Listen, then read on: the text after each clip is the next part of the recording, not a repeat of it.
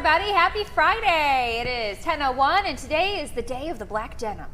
Today is the day of the black denim. Your first of all, your jumpsuit rotation just continues to deliver. Well, thank it's you. It's impressive. I feel like this is a little cash for TV, but I'm running out Not of at all. Not at all. Also, Caitlin, how many of those, sorry, I have to adjust. How many do I have? Yeah. That's a good question. I could probably last about 4 more days. That's unbelievable. I'd be pushing it. Maybe 3 more days. Yeah. Yeah, but here's the good news, you guys. I get to lose my sock after today. This is the last day for the baby sock? is coming off. Yeah. On schedule? On time?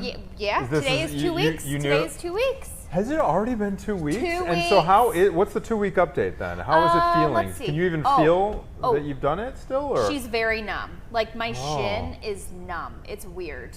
Like I feel like all that solution that they put in to numb around your vein, it's kind of like spreading out in my leg. So that's the weird. solution is, or is it the fact that you have different nerve endings that are coming online? No, yeah, coming online because you lost one superhighway and now other highways have to fill the void, right? Yes, but this is not vein that I'm feeling. I think this is just more of the numbing. Maybe my nerve got damaged where he put the catheter thing in down here on my leg. I don't know, you guys. I mean, shoot. To be honest, this morning I was Googling things to make sure that's normal. That things are on track? I think it's fine. I think it's fine. I think it's fine. We're going to take it off either way, so we'll see next week. Have you been sleeping in it? No, at night you take it off. Oh, you take it off at night. So she might not be cute next week, but you might see my leg. There's a few bruises on it. But thanks. Yeah, okay. the jumpsuits are fun. They're good. fun. And yeah, the we're tennies gonna are miss. super fun too. I cleaned mine. Thank goodness. We heard. Hey team, we heard from an angry viewer yesterday, an angry ChicagoNOW viewer complaining that my dirty shoes was distracting from our great interview. So it was kind of a compliment rolled into some tough feedback. He loved the interview. He said it was a synesthesia interview with that fascinating artist who was talking about how she sees music, sees colors with the music. He's like, what are you doing showing up in your filthy Nikes? Well, no, that's not what he said. He said your blazers. Yeah, the blazers. And so Caitlin thought that meant my blazers. No, these are Nike blazers. Anyway, I had, in a way, I'm appreciative for the feedback because, well, first of all, you do have to kind of have thick skin in this business, don't you? Sure. And the other thing was, it had been on my list to run them through the wash. But check these out now, guys. Do they not look? Wait, you put them in the washing machine? Yeah, I just threw them in the washing machine. Yes, on the on like a longer cycle with my other pair too. Did you tumble dry them? Yeah, I tumble dried them, and look at how they look brand spanking new they look. They look really good. I thought they were new shoes. They look spectacular. So I don't want to hear any complaints out of you, sir. Okay. Well, on the comment, Anthony said, I'm really sorry I offended you, and please let me know. I'm embarrassed. Let me know who else has been saying things about these shoes because I'm disgusted with myself. Yeah, so now I am disgusted with myself for my own horrible shoe hygiene. Yeah. So I want to apologize to the entire city. Anyway, oh my gosh, we're rounding the corner, like turn 4 out of August right now, and the fall is here. We're talking about Christmas, so if you don't want that, maybe mute and just admire the shoes. No, we'll talk about fall and Christmas. We're ready. Yeah, exactly. Christmas first, because we have heard news this week that Christkindlmarket is coming back bigger than last year. Bigger and better, baby. Bigger and better. So it's always on Daly Plaza. There's one out in Aurora, but the one on Gallagher Way, which was super popular, we took our kids there. Got a little ice skating rink inside the field. As a Chicagoan lifelong Gallagher Way, Gallagher. Have you watched the show Shameless? No, I think I saw one episode of it. Is the Gallaghers, did that name come because of Gallagher Way? Did they name I'm not familiar with family Shameless. Gallagher? Jake needs to answer this, but I don't think so. I think it's like a corporate sponsorship is my do we need to go to Dr. Google for this one? I don't know. Every time I hear Gallagher Way, I'm like, Gallaghers. The Gallaghers in Chicago and Shameless. And Shameless. What? It's named after the insurance and risk management company Gallagher. Ah, insurance and risk management. Are both of them? Like, did Shameless get it from? Caitlin is not going down without a fight here. Chicago's Gallagher Way? Because it's an uncommon name, you know? I had a friend named Scott Gallagher growing up. Okay, maybe it's not so uncommon. Was he part of this program? Great guy, by the way. Someone's asked that before, just an FYI. Oh, okay, you're not the only in one all to. caps, it says, no, it is not named after Shameless. No, I thought the opposite. Like Shameless took Gallagher from Gallagher. Gallagher is a Listen. relatively new phenomenon on Clark and Addison. It wasn't always that plaza there. The Rickettses, they decked that whole plaza out and put So the. maybe they took. Okay, Yeah. I'm confused. So Anyways. there we go. Anyway, right, moving on. Christkindlmarket, we're going to be getting all the updates there. What's coming back? What's not coming back? All the latest stuff. Oh, but first we're talking about the plague, eh? The bubonic plague, and we're not even kidding about this. Yeah. Can I tell you something? When I was on a honeymoon in California, because we went to Yosemite. Yosemite? No, Yosemite. We went Yellowstone and Yosemite. Get me. We went to Yosemite, and they had signs up around the park because of the squirrels carrying the plague, and that was 11 years ago. 10 years ago? This has got to be the same thing It's because the plague in apparently California. It's Lake Tahoe. And common. And we're going to be speaking with an infectious doctor. disease doctor in just a moment. She's on the line right now, actually, and we want to welcome to the show Mariel Friccioni. Dr. Friccioni, oh, welcome back. Welcome back. Thank you for joining us. Thank you. I know, another Friday. Can we talk about the bubonic plague? This is not a joke, right? This sounds like something out of what the medieval times, the Renaissance. Yeah. When was the Black Plague? Was that I don't know. The 1400s. the 14th? Thank you. It was medieval. Okay, so You're welcome. So Yeah. thank you so. I appreciate it. Update us on what is this is actually a real thing. Update us on what you know about what happened and this condition. Yeah, so apparently this individual was camping in the Lake Tahoe area, South Lake Tahoe. So that's east of Sacramento in California in the Sierra Nevada mountains. And what happens when you get bubonic plague, which is the type he got, is that a flea bites you that's infected with a bacteria, and then the bacteria goes to a lymph node, and you start getting fever, and the lymph node gets hot and very painful and swollen. And when you're camping, you're around animals, right? And if you're in cabins, there could be animals in the corner, there could be animals that were there that were nesting. So anywhere that there can be rodents, prairie dogs, squirrels in the Southwest at high elevation, it's possible that there's the plague bacteria in those fleas that are on those animals. So what does this mean for this gentleman who caught the plague? Like, how do they treat that? Is he going to be okay? Yeah, so there's a lot of antibiotics you can use if you go in early enough. And so you spike a really high fever, you have flu-like symptoms, and doctors in that area know to ask, have you been camping recently, etc. And then they can test for this bacteria and they can treat you. And then you get better. But the mortality, if you don't get treated, is about 30 to 100%. So it's a pretty high mortality. Exactly, because this killed thousands and thousands of people back in the 1400s. Fortunately, we have nearly 700 years of medical progress since then. So to clarify, even though saying the phrase bubonic plague, I mean, that brings so many Fear. dark connotations, but this is very treatable, very manageable if caught early. Is that correct? Yeah. Yeah, that's right. And for us in the Midwest, this isn't as big a deal. We think about ticks here when we go hiking and camping, and we wear long sleeves. We put on the DEET insect repellent to make sure we don't get tick bites. But for people in the Southwest, they have to think about these flea illnesses more. And so they're doing the same thing as we are, but protecting themselves from fleas and ticks. Wait a second. This is timely because I have to say, Doctor, I was at my daughter's cheerleading game last weekend in Northwest Indiana, and I've seen this as like a thing in Northwest Indiana right now, flea bites. I'm pretty sure in the grass, I looked it up, grass fleas perhaps. I was sitting down and I have bites all over the back of my thighs, and they look like little red, bumps with like a halo around them. So to your point, we're more worried about ticks, but are the fleas here, if we get bit by fleas here in Chicagoland, is that perhaps going to be an issue? Could they carry disease as well? That's a great question. Yeah. So different ticks and fleas carry different bacteria depending on where they live.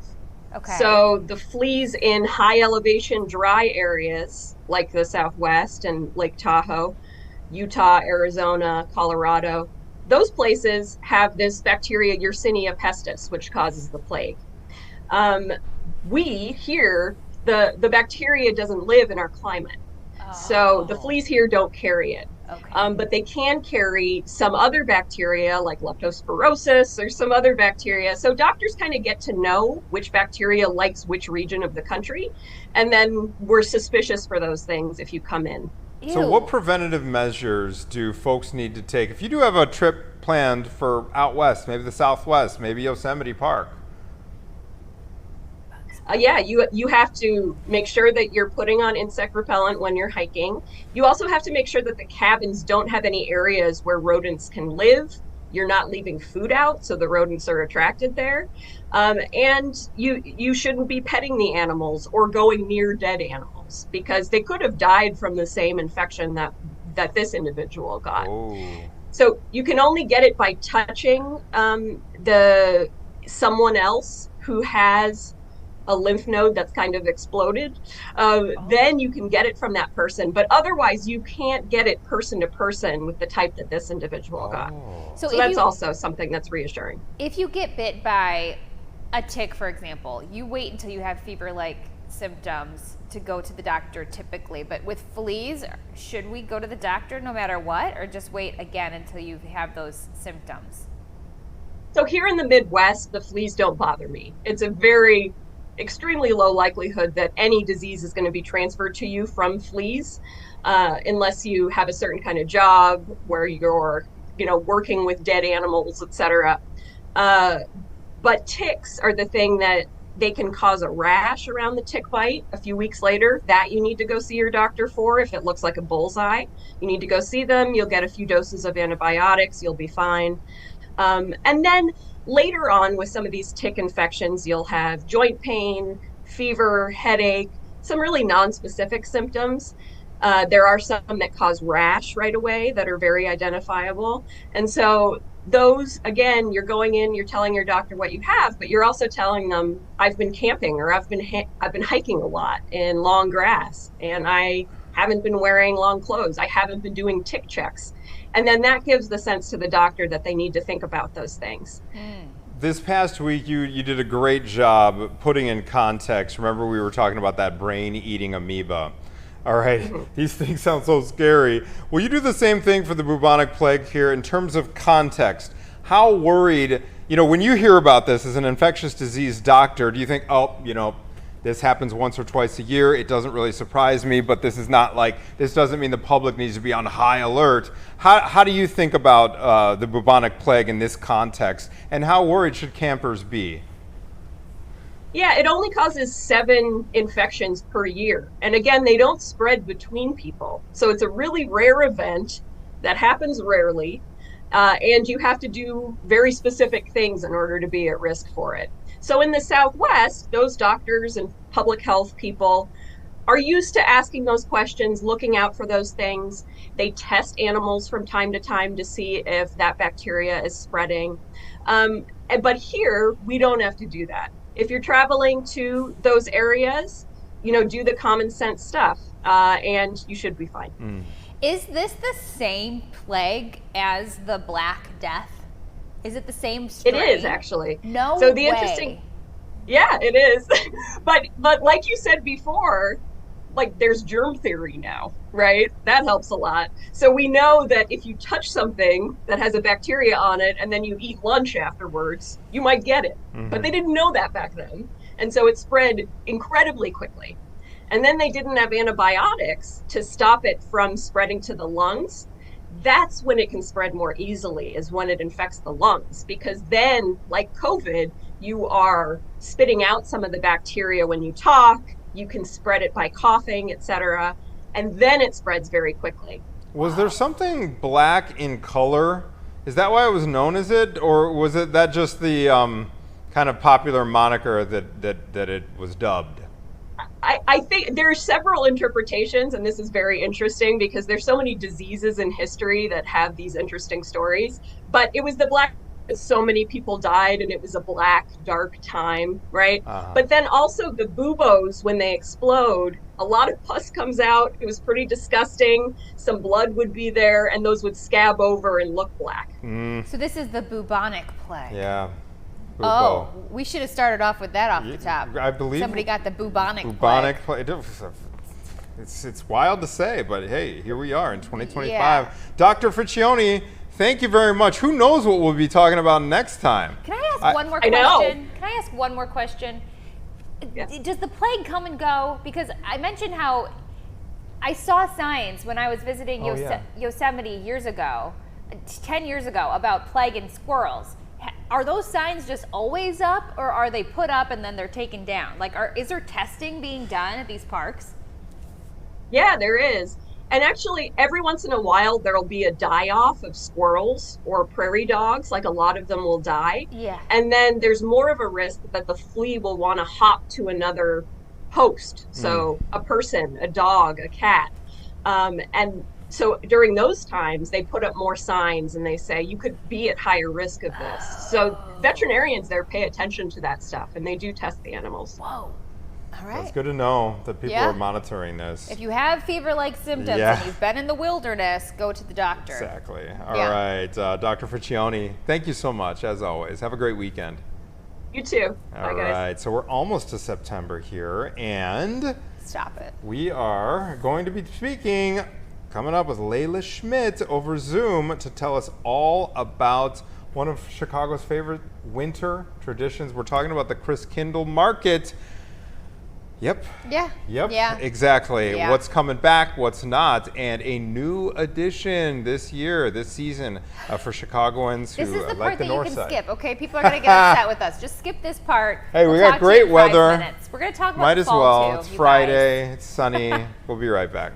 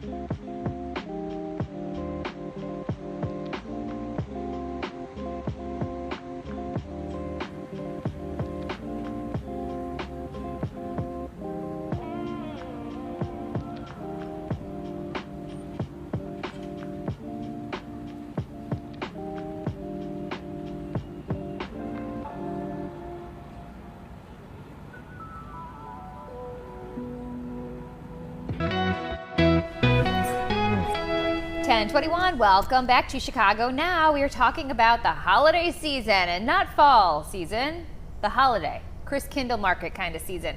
So we are joined by Leila Schmidt. Can you hear us, Leila? Hi. Hi. Is it Layla? Layla? It's Lila. Lila. Lila. I love your name, Lila. That is so. The German pronunciation. I am. My scorecard today of pronunciation is terrible. Anyways, but welcome to you, Christkindlmarket, back this year in 3 different locations across the Chicago area. So of course the Christkindlmarket has festive food and handcrafted gifts, cozy atmosphere, the fun mugs. So we're going to talk about why this tradition continues to bring so much joy year after year and why we're going to have it in 3 spots this year. Yeah, super exciting. We're back at Daly's Plaza in Chicago's downtown, back in Wrigleyville at Gallagher Way, and then in the suburbs in Aurora at River Edge Park. And that's actually our biggest market in terms of vendors, with more than 60 vendors out there. Wow, the Aurora one is bigger than the Daly Plaza one? It is at this point, yeah. We've really grown. It's our 4th season there. We have a bunch of events out there like wine tastings and lantern parades and other fun things that we're going to announce soon. So yeah, it's really growing. Really Wow. cool. Hey, Lila, if memory serves, the Gallagher Way location was not in effect last season. Why did That's it true. leave and why did it come back? Yeah, so due to the NHL game last year, it didn't happen in 2024, but we're very excited that we'll be back there this year, starting on November 23rd. Wow. Okay, Lila, for those people, The which there NHL aren't many game. of us that haven't gone to the Christkindlmarket, what can people expect? And is there anything new this year that's different? So all 3 markets are always admission free, so anyone can enter, everyone is welcome. We have vendors from all around the world, so not just German and American vendors, but also from Canada, from France, from Peru, so really all around the world. Of course, people love to get our annual mug. We'll announce that one soon, and then just stroll around, have a good time, make it a tradition with the family. And we will have some new vendors in Aurora. One of them used to be in Naperville back then. He's actually selling the very popular like sauteed mushrooms, and then we'll have another add-on at one of our booths, which is a new vendor that sells s'mores. So a lot of fun new things happening, new events, one really cool cultural event coming to Daly Plaza that we will also announce soon. So yeah, stay tuned for all of those. It's all happening within the next 1 to 2 months that we'll do all these announcements on socials, a lot of giveaways. So yeah, a lot of new fun happening. Yes, indeed. I know a lot of people cheer for the boot, Das Boot, to come back. You can see the footage right there. Yeah, that's the one we had last year. We always try to change up our designs and colors. So I've already seen it. We already took the pictures for the new mugs, but I can't talk about them yet. We'll follow up with you when the time is right. Lila, have you ever been, out of curiosity, have you ever been to the original Christkindlmarket in Germany? Yeah, so I was Tell born us and about raised what that in is Germany. like. Yeah, tell us what Yeah, that's so like. we actually have those all over Germany, right? So I'm from the north. I've been to the Christmas markets, as we call them there. They are very similar to what we can find here in Chicago. So when I was studying here, I actually came to the one at Daly Plaza as a visitor, and I was like, this is so cool. As a German, I can say it's super authentic, and it reminds me of home. It's like a piece of home in the heart of the city. Really? I've actually been Yeah. to German Christmas You markets. have? Yeah, And does my it- family lives Would there. you agree with Lila? Yeah, one thing that stood out to me were the tables. In Germany, I feel like there's tables everywhere, like those high top tables with the table, Oh. and people just sit there with their drinks and Are they hang out and outside? they chat outside. They're Yeah, outside. Outside. Is there any specific vendor that you hit every year to see what they bring? You know what? I actually go to all of them, so I always gain weight for a good reason because I like to snack. But yeah, for me, it's always cool that we have one vendor there that's called Rollmops, which is herring. And since I'm from an island in Germany, of course, I got to get my herring. But then, of course, the classics, right? I go have my baked cheese sandwich. I definitely have a bunch of bratwurst sausage variations that we have at the market. Puffy House is always fun for the poffetiers, the Dutch little pancakes. So honestly, yeah, you can just go and snack something new every day. That is great. Now, in Germany, how popular of a tradition is it to go to a Christmas market? Would it equate to Caitlin and I this morning have been talking about how it's kind of a fall tradition to maybe go apple picking here in America, but not everyone does it. It's not like as popular as getting a Christmas tree, but like, yeah, maybe once a season, if you have kids, you'll go apple picking. How popular is the actual original Christkindlmarkets in Germany? Is it like a must go every year for every family, or does it just kind of depend? A big tradition for everyone, I would say. So you have so many different types of Christmas markets. So some people go to the more artsy ones, others go to the ones that have more carousels. So we have them all over Germany, and growing up we always went to different ones during the season. So it's a beautiful tradition. Yeah, definitely. I feel like Germans, you guys all go outside and you're going for walks. You're just outdoorsy kind of people. So if there's a Christmas market, I could imagine everybody's going. This is kind of an off the cuff question. Are you ready for it? I'm ready. Okay. So you mentioned the baked cheese. I remember every time we went to Germany, I've been there like twice, like a pretzel with cheese on it, and it was so delicious. So my question is, I shop at Aldi quite often, and I know Aldi has a lot of German branded food. As a German, have you ever been to the Aldi in America? Are those foods legitimate? They're good quality German foods? One of my go-to stores here in the US, 100%, yeah. And sometimes they have those German weeks. I love going to those when they have specific products that are only available then. Yeah. But yeah, definitely. Of course, there are differences between the German and the American Aldi, but I definitely go here and I get the cookies, for example, that they have here. Or, yeah, a lot of German goodies. They have like the German labels on them and everything. Have you ever seen that? I did not know. Were the founders of Aldi I from believe Germany? so. Yeah. Oh. They are from Germany. Yeah. So they have like German specific foods at Aldi, and I'm like, is that really German food, or is that Wow. just a ripoff of good German food?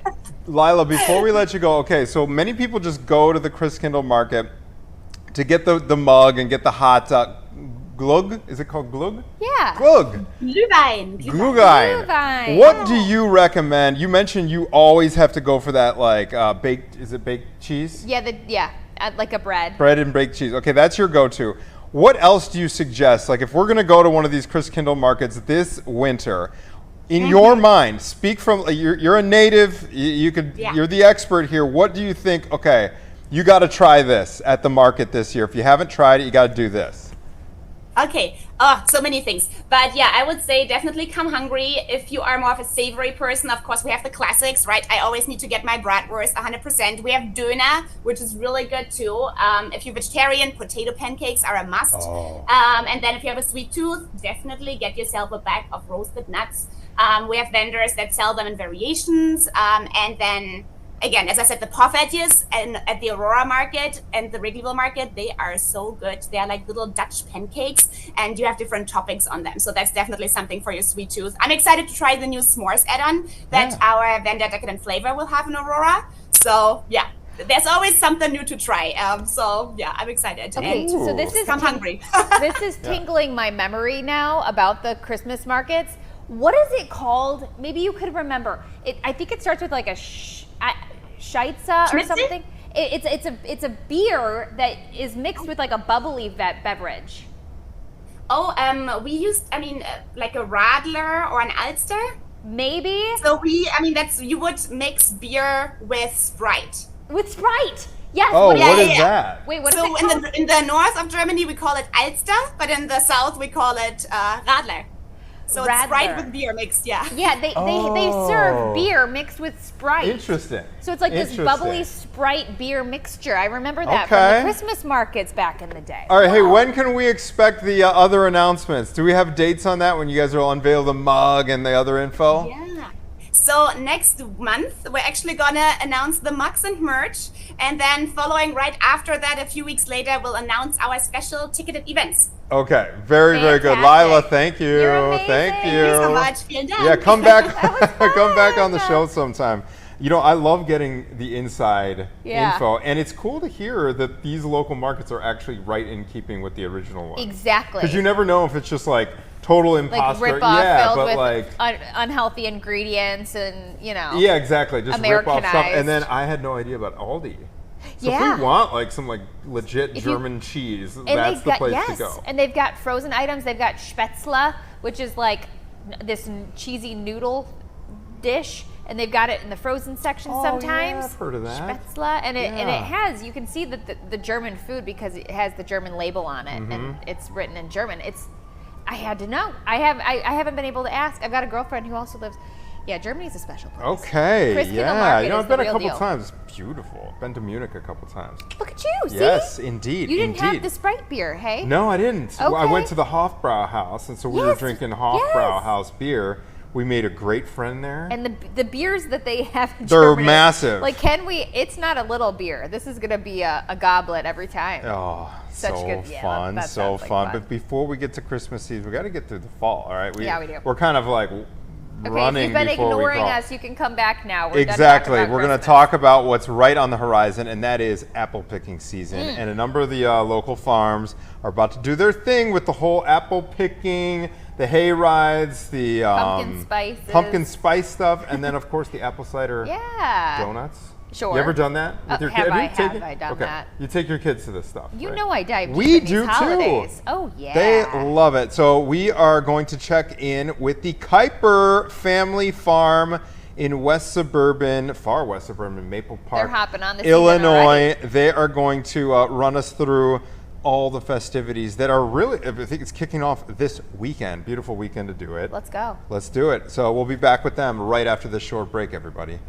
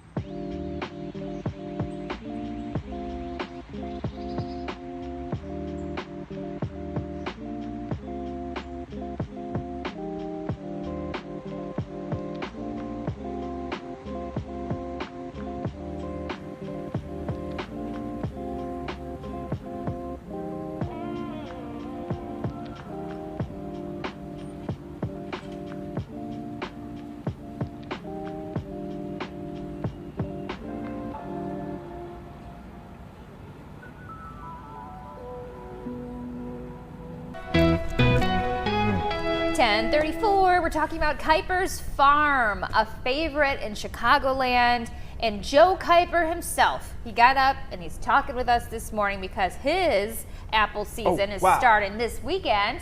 Oh yeah, look at that. Look at that view. What's up, Joe? Good morning, guys. Thanks for having me. Good morning. Okay, so 45 varieties of apples to pick. Are they good to go? Wow. One at a time, practically. So we're starting off with our earliest apples right now. We're going to have two really good ones to pick this weekend. And then as we go through the fall, more and more, that stuff's just going to start to ripen up. All right, what are the first two online here that come online in late August? Well, we've got a couple that we've already started picking ourselves. So we've got some really good ones like Zestar and Dandy Red, Akani's. So those have already got picked and they're in our store. But for this weekend, we've got two of our favorites lined up. We've got those Zestars, which if you like early apple season, that's a great apple to pick. It's got a really good flavor. But then we've got everyone's favorite. We've got an early Honeycrisp variety that's ready. So this weekend, we're going to be picking both Honeycrisp while those supplies last, and then those Zestars, of course. Can we talk about your pumpkins too? Because we're talking about apples, but what about the pumpkins? The pumpkins, are they doing good this year? Oh yeah, the pumpkins are looking great. Yeah, we're super excited for pumpkin season. I think our whole team is like sole focused on apples now because we're like ready to open up for tomorrow. Yeah. But this later in September, on September 19th, we're going to open up for our pumpkin farm, of course. Yeah, we're going way out of order this morning, Joe. We already talked about Christkindlmarket. And Caitlin's wanting to talk about Halloween, obviously. I'm still in apple mode. I'm an apple a day guy, by the way. I am so confused about I'm like, wait, we're going back to fall, back to apples and pumpkin, because we just talked about Christmas. Apples, pumpkins, then we got Christmas, Caitlin, yeah.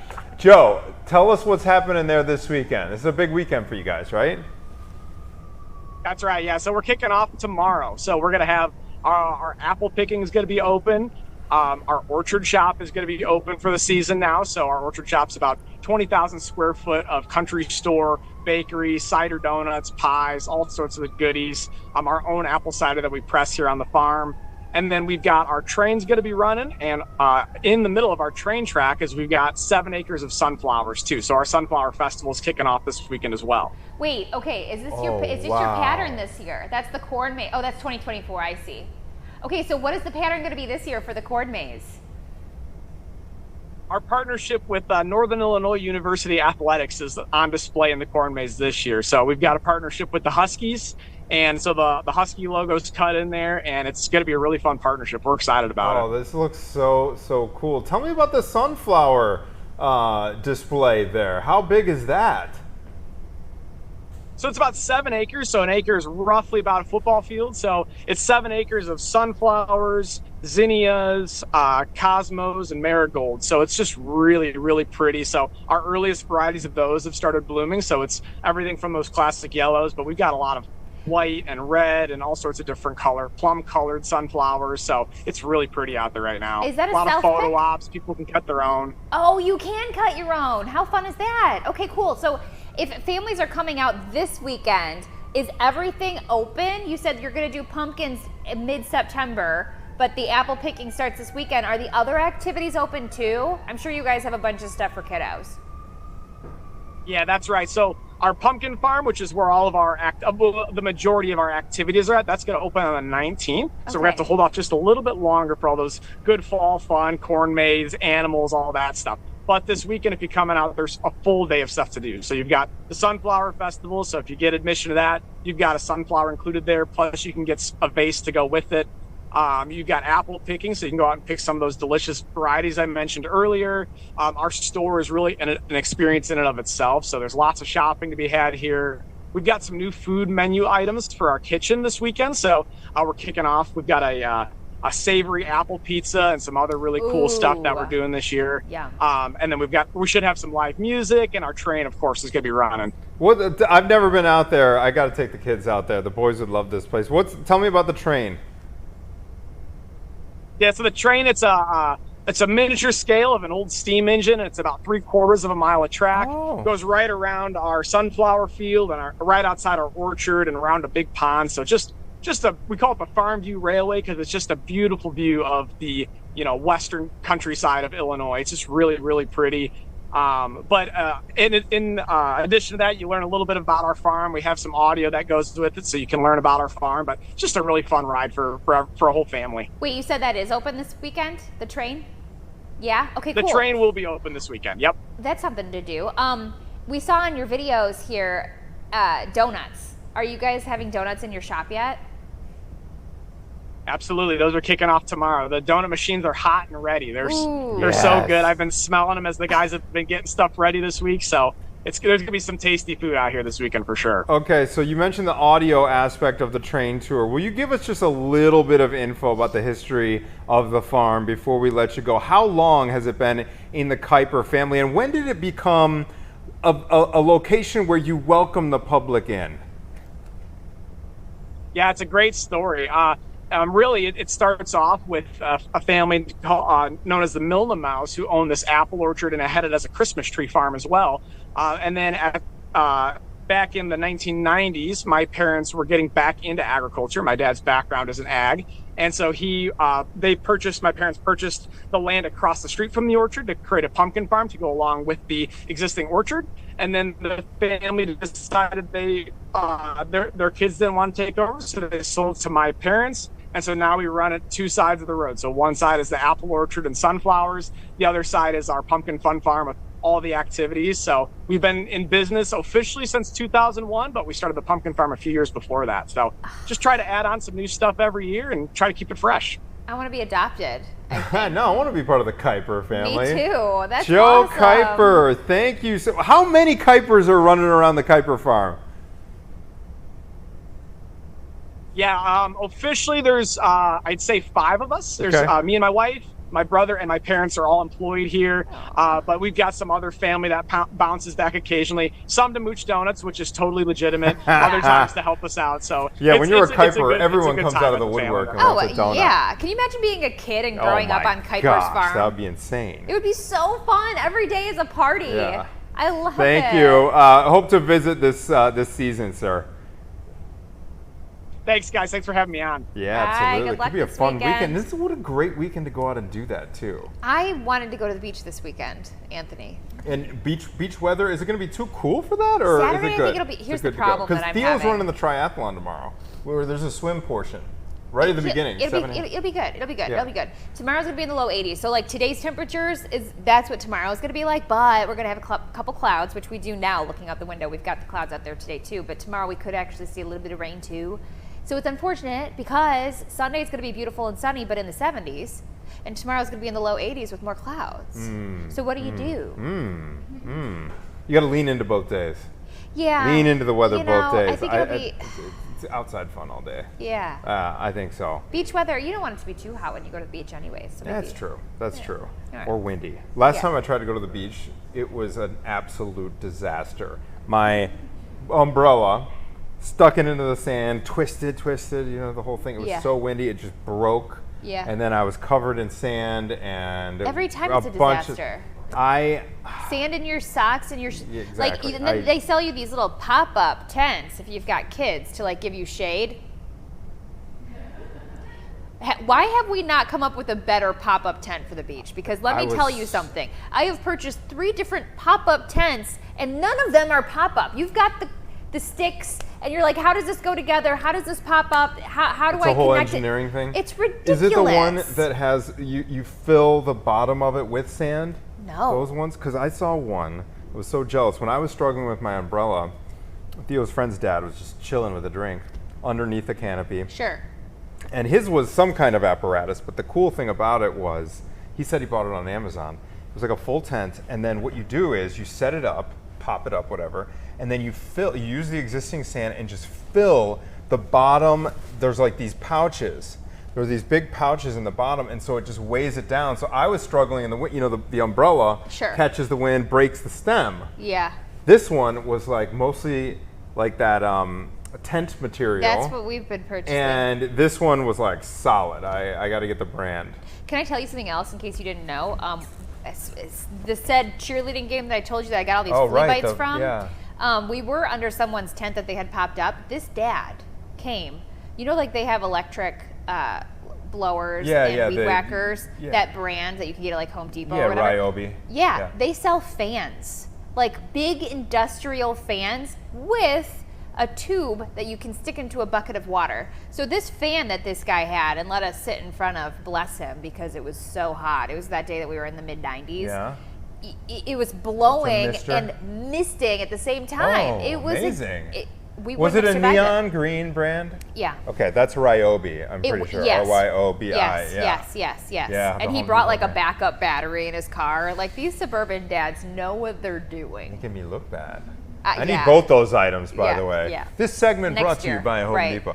All right, we're going to take a 2-minute break, but coming up, Jake Hamilton's got a little competition in the house. Uh-oh. I feel like we're cheating on him. Uh-oh. David Morales is going to be here in studio. From Hollywood red carpets to exclusive celebrity interviews, the Backstage Experience takes viewers behind the scenes of some of the biggest movies and TV shows. Okay. So we are going to be hanging out with David when we come back. Don't watch, Jake.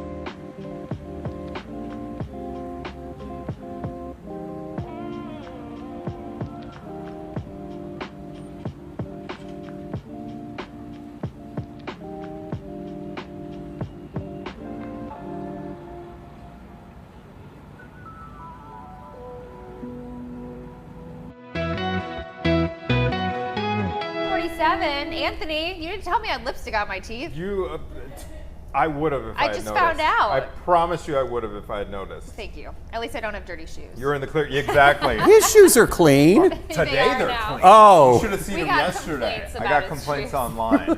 Haters Yeah, everywhere. Your shoes better be clean. There are. Don't show They them are. the bottom. They are. Okay, well, I don't know about the bottom. I but, can't not show. I was told not to show the bottom of my shoes. But I it's was hard in told these that chairs. too. Okay, you guys, David focus.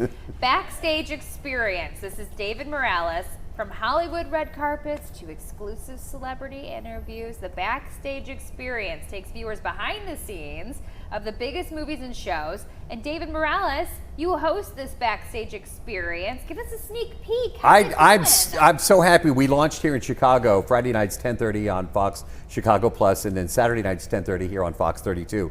And I'm just excited to be here again. I love the city. I brought my mom actually on the set today. Yes. She's never been to Chicago, so I'm gonna actually take her to get some pizza here in just a little Yay. bit. Do you have a go-to pizza spot? Okay. You're gonna show her. I played tourist last time I was here, and I just got beat up on social media. We went.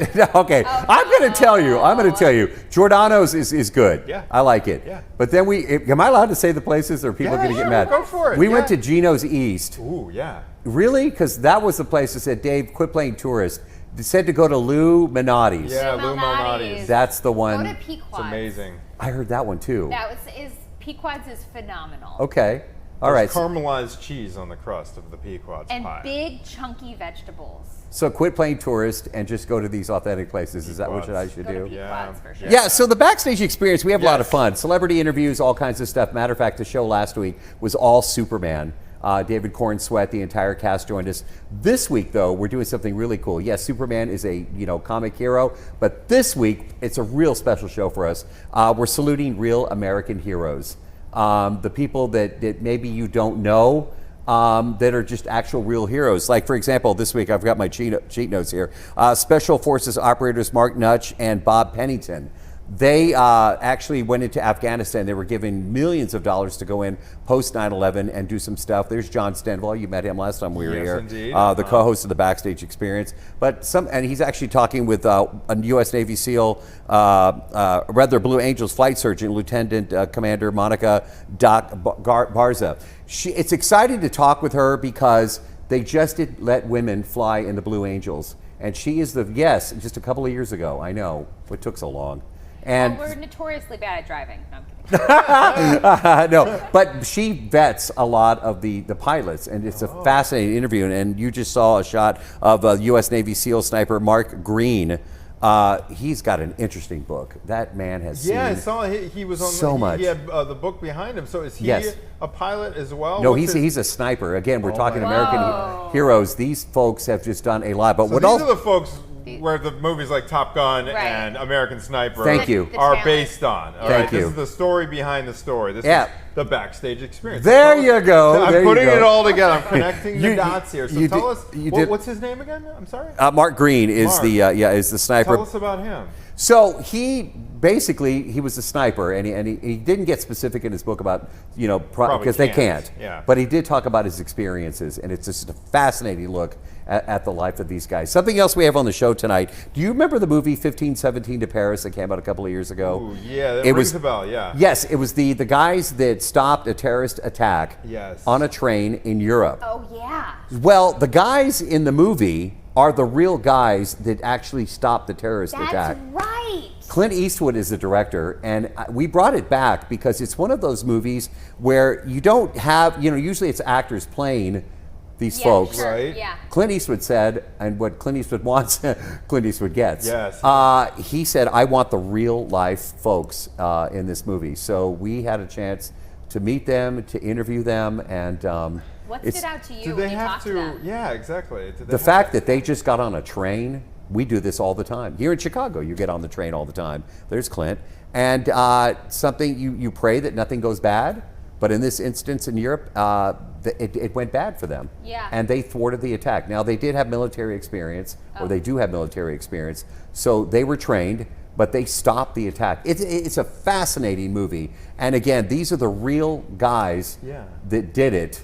and Clint Eastwood said, let's cast him. I mean, a lot of Americans know the story of Flight 93. Exactly. Where a similar thing I mean, they rest their souls, they didn't live to tell the tale, but there were heroics aboard that plane that thwarted a possible attack on the Pentagon, right? Yeah. So, I have to ask, were they asked to act? And if so, how did that go? Because these are, I mean, they're not trained actors, they're trained military people. Clint put him through some simple stuff.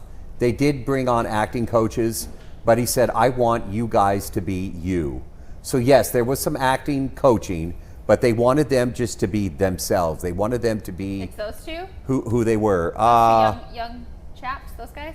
Yeah, there they are, right there. Yeah, that's They're them so sitting right there. handsome. Wow. They're on social media. I actually follow them. Spencer Stone, Alex Scarlatos, and Anthony Sadler are their names. But it is 1517 to Paris is the movie. It is fascinating. So something else we do on the Backstage Experience, gaming. Video gaming. Okay. And actually that's something that we added to the show because we didn't want just the celebrity interviews. There's a ton of those shows, but we wanted to appeal to video gamers because sometimes these video games actually make more than the movies make. Yeah. Billions of dollars. Yes. So of course we had to, are you any of y'all big gamers? My son he's got an Xbox, and it's Roblox, it's Fortnite, it's Madden, and then NBA 2K are the Perfect. big ones. Well, So- these are some of the video games that inspired by military-based operations. Of course, Call of Duty. Yes, is for sure. I mean, He's not old enough for that one yet. I was going to say, Yes, if you he's say not- Call of Duty, Yeah, exactly. then we if should you probably will. have a talk, even though I'm not a parent. Why would I be coaching you? Battlefield is another one, and Counter-Strike are big And video so games. how do you guys cover these games then? What angle do you take? We actually talk about the video games. We talk about the big games that are coming up. We have, from time to time, influencers. Ninja, Pokimane, you may have heard of them. They're on Twitch all the time. We've had them on the show talking about these people make the ninja millions. guy I've heard of. Yes, he always has the purple loaded. hair. Yeah. And he's out of Detroit, actually. And No he way. makes millions of dollars. And I had to ask, I said, this is your job. How many hours a week do you video game? And he says, probably at minimum 20 hours. Wow. Can you imagine? I'm not That's surprised actually it's a not that total much. juggernaut. Wait, 20 hours? That's it? Yeah, that's what he said. I thought that was That's a lot. a lot. That is a lot. For a full-time job? Playing a video game? No, well, yeah. Well, he does influencer Yeah. stuff too. But as far as playing the video games, on the low end, it was 20. He's really, I I would mean, say that's not that I much. don't understand it, but I've heard this, a million dads say this, so, but I relate. It's like, you're like, buddy, what do you want? You know, this is to my son, you're watching another person play a game? Yeah. That's Right what they now? do. My You're daughter watching does that another too. person Yes. playing a game. With Dude, Roblox. you've got the game. She loves to watch the YouTube videos of them Yes. playing Roblox. I know. And I've walked in sometimes and I'm like, absolutely not. This is too weird. It's the same phenomenon as watching other. I guess the unboxing videos are yes, so popular. the Ryan's World. My daughter yes, is unboxing. obsessed with that, and that's how she Something started to about like it. Roblox. But I guess as adults, it's like the influencers. Like you like to watch what you're interested in. Right. Like, I know you like fitness. Yes. Maybe you like to watch different fitness I gurus do, do I their do, thing, and I the kids do. would be like, "That's." But I'm silly. always like, and maybe they're taking notes too, because when I watch this stuff, I'm like, okay, How do I I'm do gonna that? do I'm gonna do that. I'm Yeah, gonna yeah, yeah. I'm gonna like Sure. retract But my like- scapula next time, whatever it is. And I'm not taking notes. I watch mom stuff all the time. Like these influencers, like, oh, you're doing it too. Maybe that's kind of but like but for y- kids. David, you perspective. mentioned this is a multi-million-dollar juggernaut. Millions, billions of dollars. Theo gets an Yeah. allowance, $10 if he does his, piano playing, and if he makes his bed, does Mows his the lawn. homework. He's not old enough for that. But so often at the time, it's like, he's like, I want $9.99 in Robux. Yeah, right. You know that, and so I just like grab the controller. I'm like, boop, beep, boop, boop. Okay, there goes your allowance, buddy. And then he buys some new skin. They're Yeah. called for like Fortnite Right, or of something. course, Or he buys of course. things, the little power prizes, and It's a whole and it's just world. like, So that's there goes great. your allowance, man. Yeah. I hope And you're he's having going to fun. tell you, Dad, I play these video games because people like Ninja make millions of dollars, and I'm getting ready for my career. All right, I just Exactly. gave him an excuse Right. to play video Well, games. that's fast. So what can we expect on the show tonight? And again, It's airs a tomorrow salute night? to American heroes, and of course we've got all the big movies coming out this fall. We live on Fox Local. You can actually go to the app and watch a lot of the previous episodes. But tonight, 10:30 on Amazing. Fox Chicago Plus, and tomorrow night, Saturday night, 10:30, right here on Fox Yay. 32. The Backstage Mom, do you Experience. The wanna Backstage play- David Experience. Morales, thank you so much. Welcome We to got a studio. round of applause on the Mrs. set. Morales from I'm gonna live Houston, here now. Texas, everybody. Camera. Thank you, David. Thank That's going you. to do it for Thank us here at 10 o'clock. Friday morning. It's going to be a great weekend. We got Tia coming up. Is Gabby in studio? I can see her out of the corner of my eye. I think she's here too. She's here. You're in good hands, in other words. Yeah. All right, Caitlin and I will see Have you a right great back here on Monday, everybody.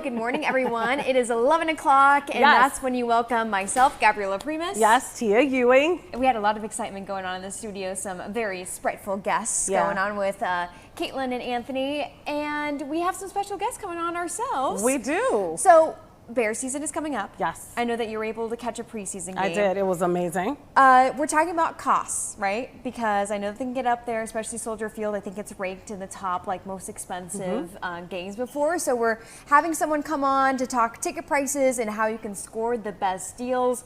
Also, we're going to slow down a little bit, talk about processed foods, which unfortunately we see all the time. It's like you try to avoid them, and it's impossible. Especially in a newsroom. People don't know that, but they're, I mean, pizza every day. Yesterday, pizza. The day before, pizza.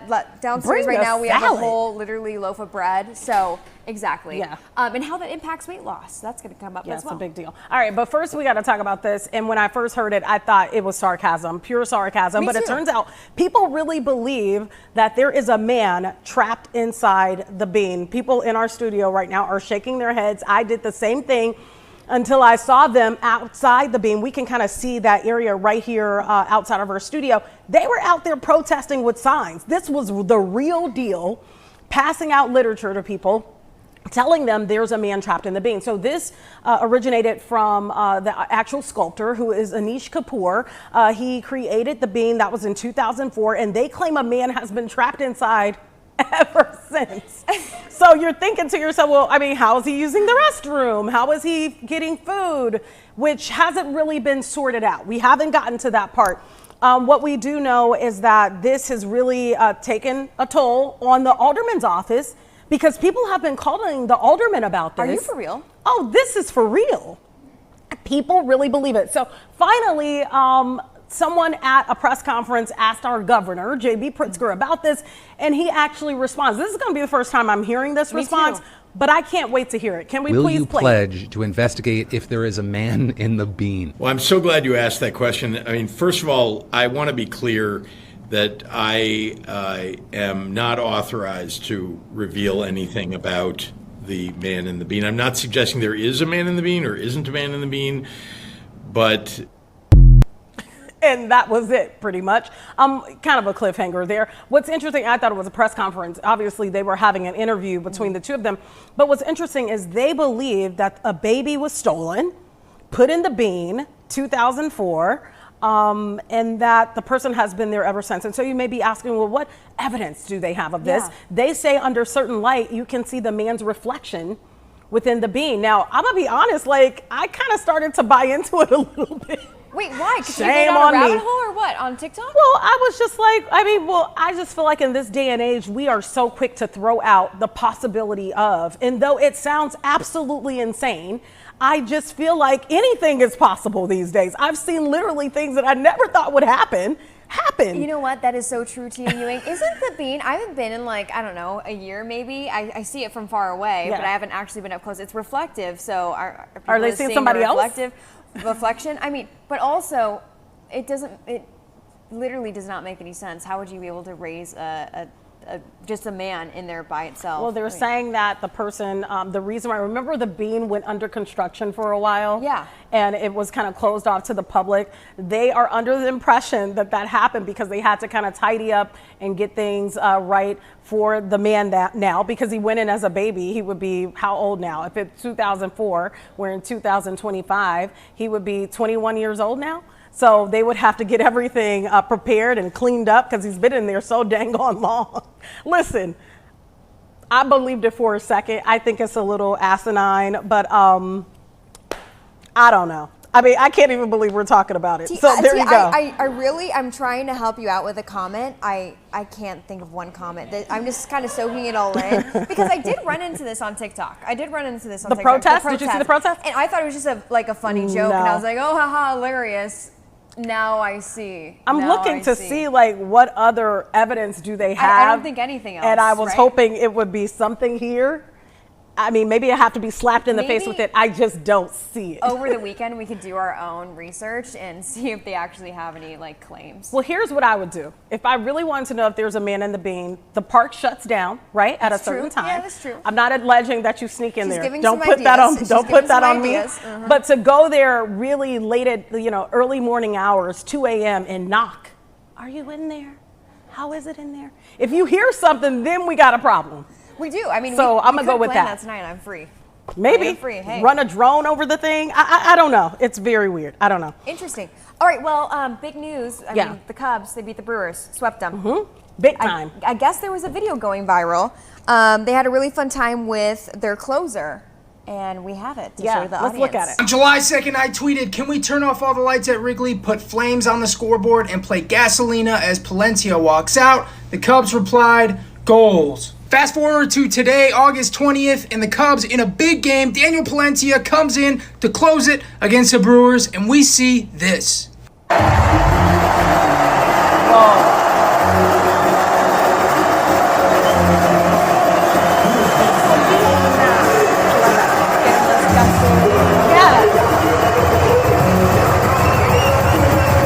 Now they could add just a little more to that walkout, and that inning wasn't exactly the cleanest, but it doesn't matter. The Cubs win. They win their third straight against the Brewers, and I'm starting to feel the magic again. Hey, if I were that guy, I'd be pretty proud. Well, yeah, because as a fan, some fans are really nuts. I actually posted a video. Hopefully you go check it out. My husband is a nutty bear Oh, no, fan. I love that video. I just liked With it that this morning. crazy It was costume? so funny. Yeah. Yeah. You gotta check it out. Yeah, very interesting. So it is nice to see as a fan when the team actually responds to you because it's a lot of support behind a lot of Chicago teams. Hey, no shade, don't start writing me, but our teams struggle. So for you to still have people supporting you when we've been waiting on a championship ring, you fill in the blanks. I mean, so yeah, it's nice to know that the teams are listening and that they're kind of getting on board with all this social media hype. Exactly. I love that. Yeah. We've seen it a couple times, which is cool. I'm going to have Gasolina stuck in my head the entire day. I know, it's in my head too. Gasolina. I love that all song. they need is actual flames and fireworks. And some dancers. And some dancers and maybe just like a little show, and then we'd be good. Interesting. Well, those were a couple interesting videos that I didn't think I was going to see today. Oh, we got one more. We do have one okay, more. let's play this other video. I'm guessing this is the one I was talking about with my husband acting a fool. Let's go. Oh, we don't have sound yet. Get excited, and this is why. I got to deal with this foolishness. Yeah! What do you have on? What? What is going on with you? Girls, bear down. What you mean what's going on? What? Yeah, bear down. You looking like a straight fool. All right, what up? Look, oh, there you go, there you go, there you go. Look, go. We're helpless. So what's funny about Bears this are back, baby. is Bear that down. Keep Let's going. go. okay, so he's gonna join us a little later in the show, but my mom saw that video and she was like, what happened to Early's legs? Why are they so short? She had no clue that was part of the costume. She thought that I guess he had a medical emergency or something. I don't know. And she really could not wrap her mind around how his legs were like that short. I'm like, really look at it. It's so funny. So funny. If you ever want to meet Early, He's going to be on our show. Coming later. up. That's a good tease. Yeah, He's going to be on. I can't wait to chat with him. Yeah, Well, that's you going to be both. interesting. It's going to be really fun. It is going to be interesting. Okay, But so why are men like that? Why are they so into sports? No, but why do they get all noisy and stuff? I just think that, we like, reality TV and we have fashion and we have so many outlets. When you think about it, men don't have a lot of outlets. That's kind of true. For like things that they're like interested in. And most of the things that they are interested in, men are not taught to get really emotional. So I think that's probably the difference. So this is a place where you can be emotional and people aren't judging you like, don't be like that, That's true. Don't be so emotional. emotional. They're all in it together, Yeah, I guess. so I guess that's why. Okay, we're going to talk about some trending things Yes, going around. let's We have a lot talk of kind trending. of celebrity news. Yeah, so we're talking about Stranger Things actress, Millie Bobby Brown and Jake, I don't know his name, Bon so you got to Jovi. say it. Okay, good. That's how you say it? Right? That doesn't Isn't look it like Bon Bon Jovi? Jovi. It is? Yeah. I never They knew spelled Bon it Jovi weird. had an I in it at the end of the G. Listen, No, I don't know. I don't nothing. think it does, but in this version, I think it does I'm like, today. What? Okay. So they announced on Instagram about this that they have adopted a baby girl this summer. I think this is absolutely I do too. amazing. Did they have issues No, I don't having think so. children, or they just decided to adopt? I think that they just decided to adopt, from what I understand. I don't think it says it here, but yeah, they just want to be young parents. love and that. Maybe instead of like having a child naturally, they decided, why don't we bring a child into our life? Yeah, and we know that when it comes to adoption, there are so many children out there that need a loving home. Yeah. Can you imagine? I mean, I'm not making fun of this situation, but you then end up with start parents? Yeah. That's crazy. That's a jackpot. It really is. That is a jackpot. Yeah, and an amazing story to be able to tell. And these cool parents, I mean, because these two are pretty awesome. They're both fairly young too. Millie is only 21. Jake is only 23, but I guess Millie her parents had her very young. Yeah. And so she wanted to start a family in her early 20s. I think it's really exciting. I think it is too. It's after their 1 year anniversary of being married. So yeah, why not bring a little bit of I will say, something okay, special? I'm not playing. I'm not being. I like to look at both sides of things. That's what they teach you as a journalist. I do think that only a year after marriage, though, to bring a child into it is early. And the only reason I say that is because I did it, and there were so many things that I felt like, man, we should have knocked some of these things we wanted to do off the list before you have a kid, because you're beholden to that child. Everything you do is surrounding them. So I would just say, I mean, they're wealthy, so they're an exception. They probably can have somebody travel with them everywhere they go. But if you're not that person, wait. Do not rush to have a child, because there's a lot that comes with that. It's a beautiful thing, but there's a lot of commitment that comes with it. I think that's good advice, because I think that a lot of the time you're so pressured into getting married and then waiting for the grandbabies, like a lot of your parents or your family members, oh, I can't wait to have a baby in the family. And it's like, oh, well, we need to get to know each other. And people should stop doing that. Don't you think? They should mind their own business. Yeah, because as soon as you get engaged, the first question is, when is the wedding, right? Yeah. Then after you get married, the next question is, when are the babies coming? And people are like womb watching. They're like, well, it looked like you could be pregnant. It's like, wait a minute, back up. Is she not drinking? Right, Is she drinking? I just got married 2 days ago. Yeah, Exactly. like it took you a while. People Give me need some chill. time. People So need yeah, chill. that's the only thing I would say about that. And we sound like we got some applause in the audience when I said about I think it so too. being a commitment. Yeah, I think so too. Yeah, we only got 2 people in our audience today. It's Friday. Yeah. All right, 3 they said. Okay, we got to talk about Lil Nas X.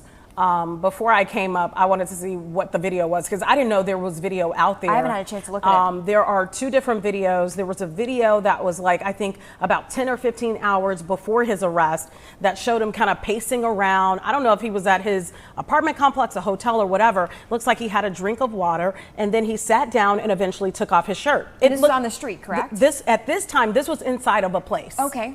Later on, hours later, that is when he is filmed with just his underwear on and look like some cowboy boots. What I gather from it, now listen, I'm not an expert, I'm not a therapist, I'm none of those things, but unfortunately I've seen drug abuse in real life. And what it looked like to me was someone that was high on something that really needed assistance. Unfortunately in our world, what we tend to do a lot of, we pull out our phones first. And I hope whoever that person was pulled out their phone first to call for help, because honestly, he needed help. I mean, it was very clear to me that he was high. Yeah. You know, and so I think we as, you know, everyday people, we forget. And I talked about this yesterday, and I'm a firm believer of trying to give people grace because you don't know what they're going through. There's a lot of pressure. I know just us doing our job, there's a lot of pressure to perform, right? To never get it wrong, to always be, you know, a certain way. You got to look a certain way. You got to speak a certain way. It's almost like people expect you to be a character, like a perfect character that was created out of a book. And so in that world, I can only imagine the pressure to have a #1 album, to put out a new album, to make sure that you're staying on social media to stay relevant. And I think that he's young in that industry. I'm gonna give the brother grace. I don't know what he's going through. I hope he gets the help that he needs. I felt that way about Justin Bieber too. You have no idea the people he's hanging around. I mean, you have don't to know. keep up. You have to keep up your relationships in that industry too. And some of those people that you're gaining relationships with aren't really the most well-behaved people. Yeah, and some people in that industry want to be around you because of who you are. They're not gonna say, Gabby, don't have another drink. It doesn't look good. They're not. They're gonna be like, let's drink up. Long as Gabby's paying for it, right? So like, that's what I would say about that. He was unfortunately arrested. I don't know. It sounds like it's a misdemeanor charge of obstructing an officer. I didn't get that far in the video, so I don't know if there's video of the arrest. I just saw him in the street and dancing, and you know, it was clear that he was not himself, and I hope he gets the help that he needs. That's all that I can say. I love that one song, Old Town Road. That's what I care to remember him by. And, you know, go get some help. You know, use the money that you have if you have any, because who knows? Sometimes we think these people are being paid accordingly like they should be, and they're not. Sometimes they don't own their masters and they're beholden to the record label and all of that. But if he has money, has friends, go get him some help. He needs it. It was obvious from the video. Yeah, no kidding. Yeah, hopefully, and if he does go get help, then he can help others in the future also in that industry. Let's also switch topics and talk about Serena Williams. I love Venus and Serena Williams. I have, ever since I was a little girl, I wanted to play tennis because of them. Didn't have an opportunity to. That's a different story. But let's talk about Serena because she's going through a weight loss journey. So she revealed she lost 31 pounds with the help of GLP-1 medication. She said after the birth of her second daughter, she was struggling with her weight, but and it affected her joints and blood sugar levels, despite being an active athlete. This is something that a lot of women deal with. Yeah, I've dealt with it too. What's interesting, go ahead, were you gonna say something about you know what, yes, this is a story and I'm glad that she's talking about her journey and stuff, but it just makes me sad when we have to make it a story, right? It should just be her personal business. We really don't need to be talking about it too much, but. I think really what happened here, and I watched this play out in real time, I was actually expecting a response like this. I am a huge Serena fan. Actually, I just follow most celebrity gossip. And I saw when Serena, after her second child, her second daughter, she came out, she had gained weight. You're used to seeing her. She was always a thick girl. You know, she was always known for having a little, you know, apple in the back. And we all know that from watching her play tennis. And, you know, some people gave her applause for it. A lot of people gave her crap for it. And so what happened after that second child, you could see the difference. And in the comments, because I follow Serena Williams, I know that she's good friends with Sierra, another celebrity that I like. So I would just like to see like what they're saying to each other in the comments and stuff. And people were eating her up. So then what happened is she showed up on social media very thin in comparison to the before. Then people were like, what happened to you? What happened to your curves? So, I mean, I knew at some point she would feel the urge to have to address it because that's what fans do. They eat you alive. And so you feel like you have to respond. And so she responded this way. I guess I'm happy that she's telling other women, you know, options, but sometimes we shouldn't have to reveal. And I'm not Serena Williams, but We shouldn't have to reveal to you anything. I know, that's what I'm saying. But it was the pressure, I think. Exactly. No, it definitely was. And I'm going to have to look at that. I actually don't follow Serena on Instagram or anything. I follow her. But sometimes I kind of limit how many celebrities I follow just a lot. because it could be kind of toxic. You're doing comparison. Not that I'm like trying to compare myself to Beyonce or anything like that. Don't get me wrong. But still, you know, you have a little bit of comparison like, oh, that'd be amazing. Like, I wish I could do that. Yeah. I love her. Yeah, here we are. I hope I'm do better. If you're watching us right now and you're in people's comments talking about what they look like and stuff, do better. Worry about yourself. Really, we'd all be better. I think. Yeah, you could clap to that. We'd all be better if we'd be a little kind. No kidding. Monday we'll have a bigger audience. Yeah, we will. You guys are small but mighty. Yes, I swear. they are. All right, we have a lot of stuff to get through today. Yes, ticket prices, including ticket prices, which is going to come up right after this break.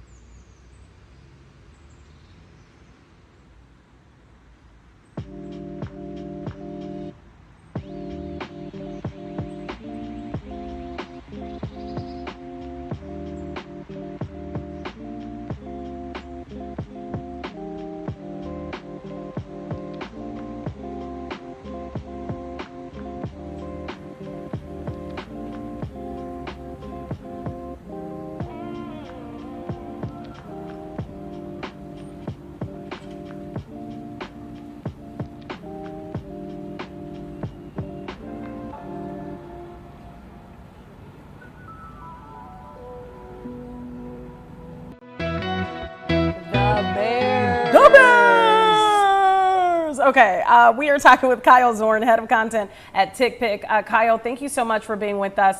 Let's start out first with talking about exactly what is TickPick. So TickPick is a ticket marketplace. We sell tickets to every live event, sports, concerts, theater, etc. And yeah. Okay, let's get down to business. What is the average purchase price for the Bears home opener? So the Bears are in the top 5 as far as fan bases go for fans looking to attend NFL games this season. It is a average purchase price of $429, which is a very steep amount. The optimism in Chicago is high, but it's a very expensive ticket this year. What? Wow, that's a lot. And you're talking one solo ticket.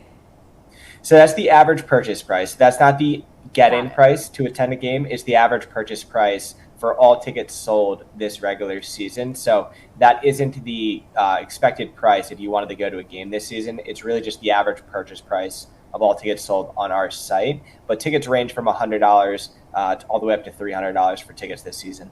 Got it. Okay, so Kyle, we're all expecting to have an amazing season here in Chicago. When it goes well, what happens with those ticket prices? Yeah, so it's a little bit like the stock market in the sense that the early games, they're going to be a little less volatile in that everyone's kind of seeing how their teams play out. If they start out hot, go 4-0, all the ticket prices for the remaining games that season, they are going to pop up. Winning and weather are going to be the 2 biggest factors that impact pricing. I think we need some like tips and tricks, when you do get really into the season and maybe a team you like is doing really well, you want to get tickets there. What are some things that you should look out for? How do you save a couple coins?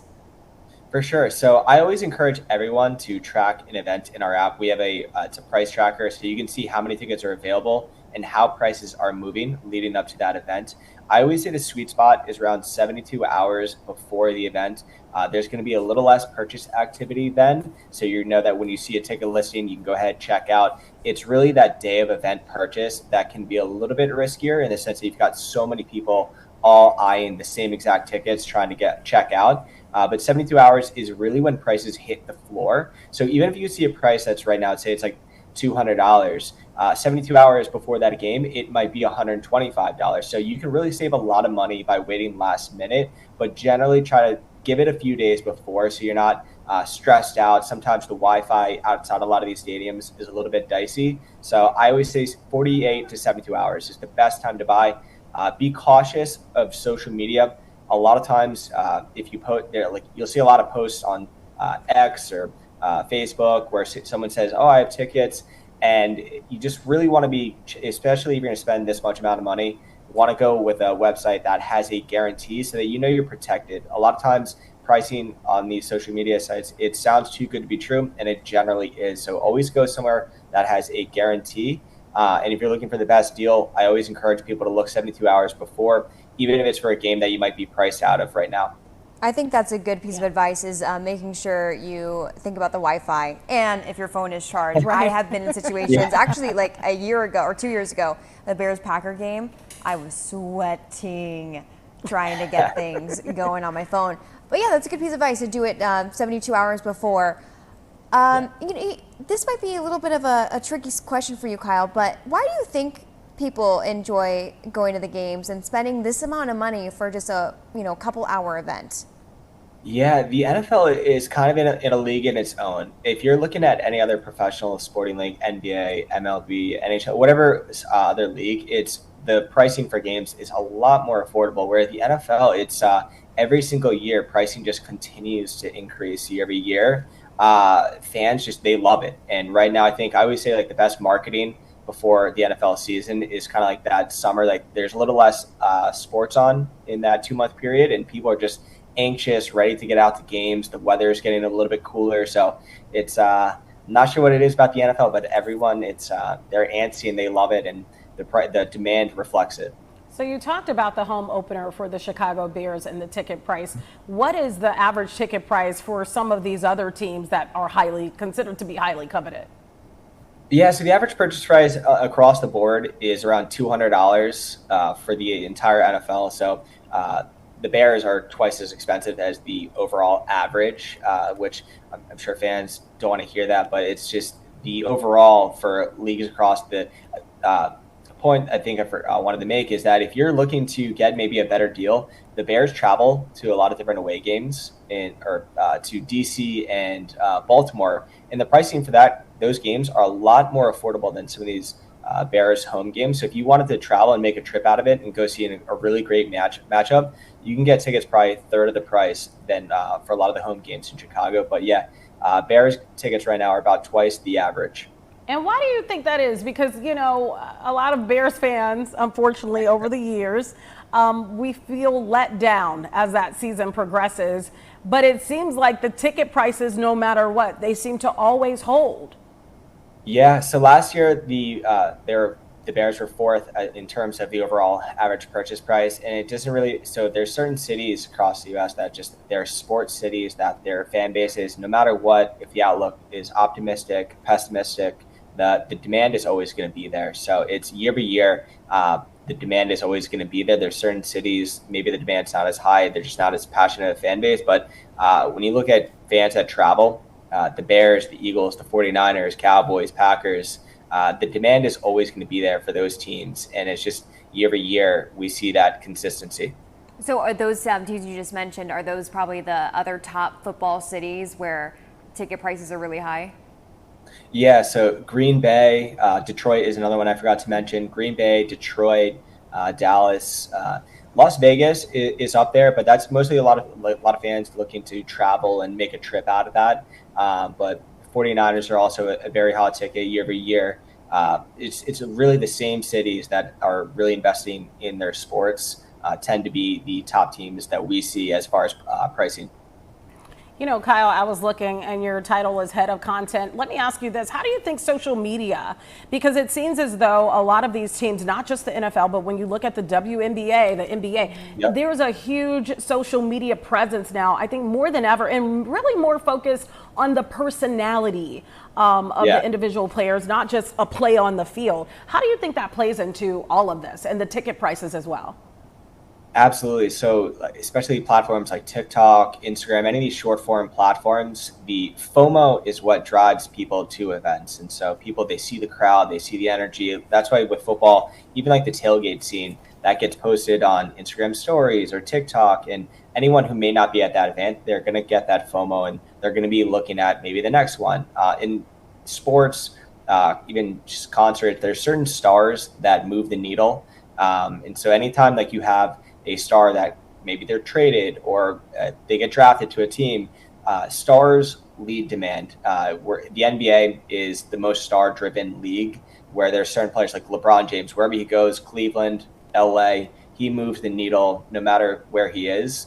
And social media plays a huge role in that people are posting, and it really drives that FOMO when people maybe 15, 20 years ago, they're not really seeing that, they're really not getting that, I guess, that point of view. But social media certainly plays a role in getting people to get out to events. Yeah, because you're seeing them in a different light, out of the uniform, with family, with friends. You're seeing, I think I saw something with LeBron James in a story yesterday. It was his son. And I'm like, wait a minute, are they like is someone getting a haircut in the garage? It was like a line of like luxury cars. And so I found myself going back to it. And so I think, you're right. When it comes to social media, we're getting basically that veil, that curtain is finally lifted up. You could be a true fan then. Yeah. This might be maybe an obvious question, but what are some of the teams that you anticipate, obviously not knowing how the season's going to go, that are definitely a shoo-in for raising prices here in Chicago, or just that are going to have high ticket prices at their own home games too?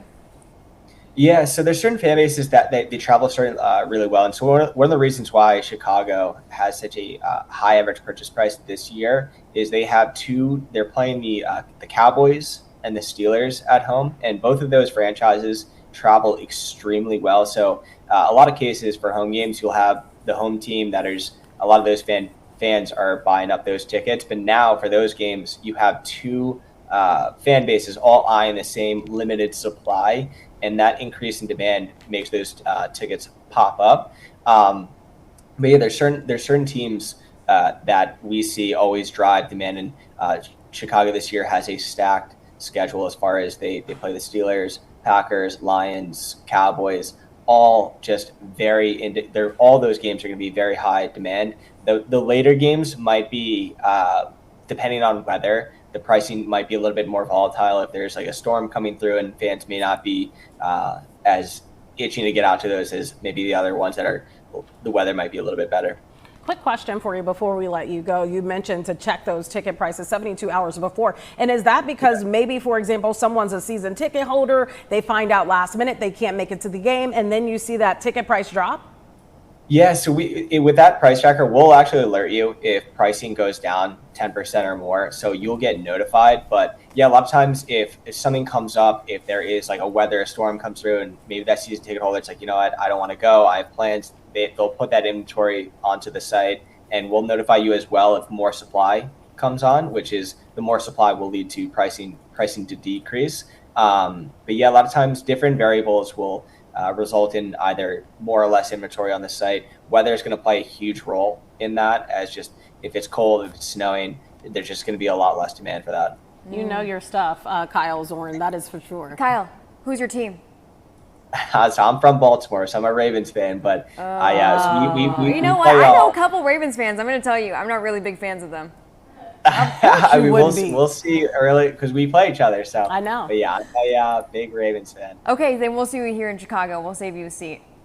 Yeah, I'm ready. I'll be there. All right, Kyle. Thank you so Bears. much. My last and final words. Go Bears. Boo Don't Ravens. you say go Ravens. Boo. Cut him off, you guys. That was a fun conversation. That was you know fun. what? I think that's very timely because we are getting excited for football season. Orange Friday is going to come up on Good Day Chicago. We're getting ready for that. I'm ready. Yeah, it's starting to feel that way, especially with the weather cooling down a bit. I love football season. Yeah, all you need is a pumpkin spice latte. Yeah. I'm sick of hearing about those already. I know, it hasn't even started, Tia. It hasn't fully even started. Okay, we're going to switch gears a little bit. We're going to talk about food, ultra-processed foods, and how it's affecting weight loss. So we're going to talk to a dietitian, nutritionist, and health foodie coming up.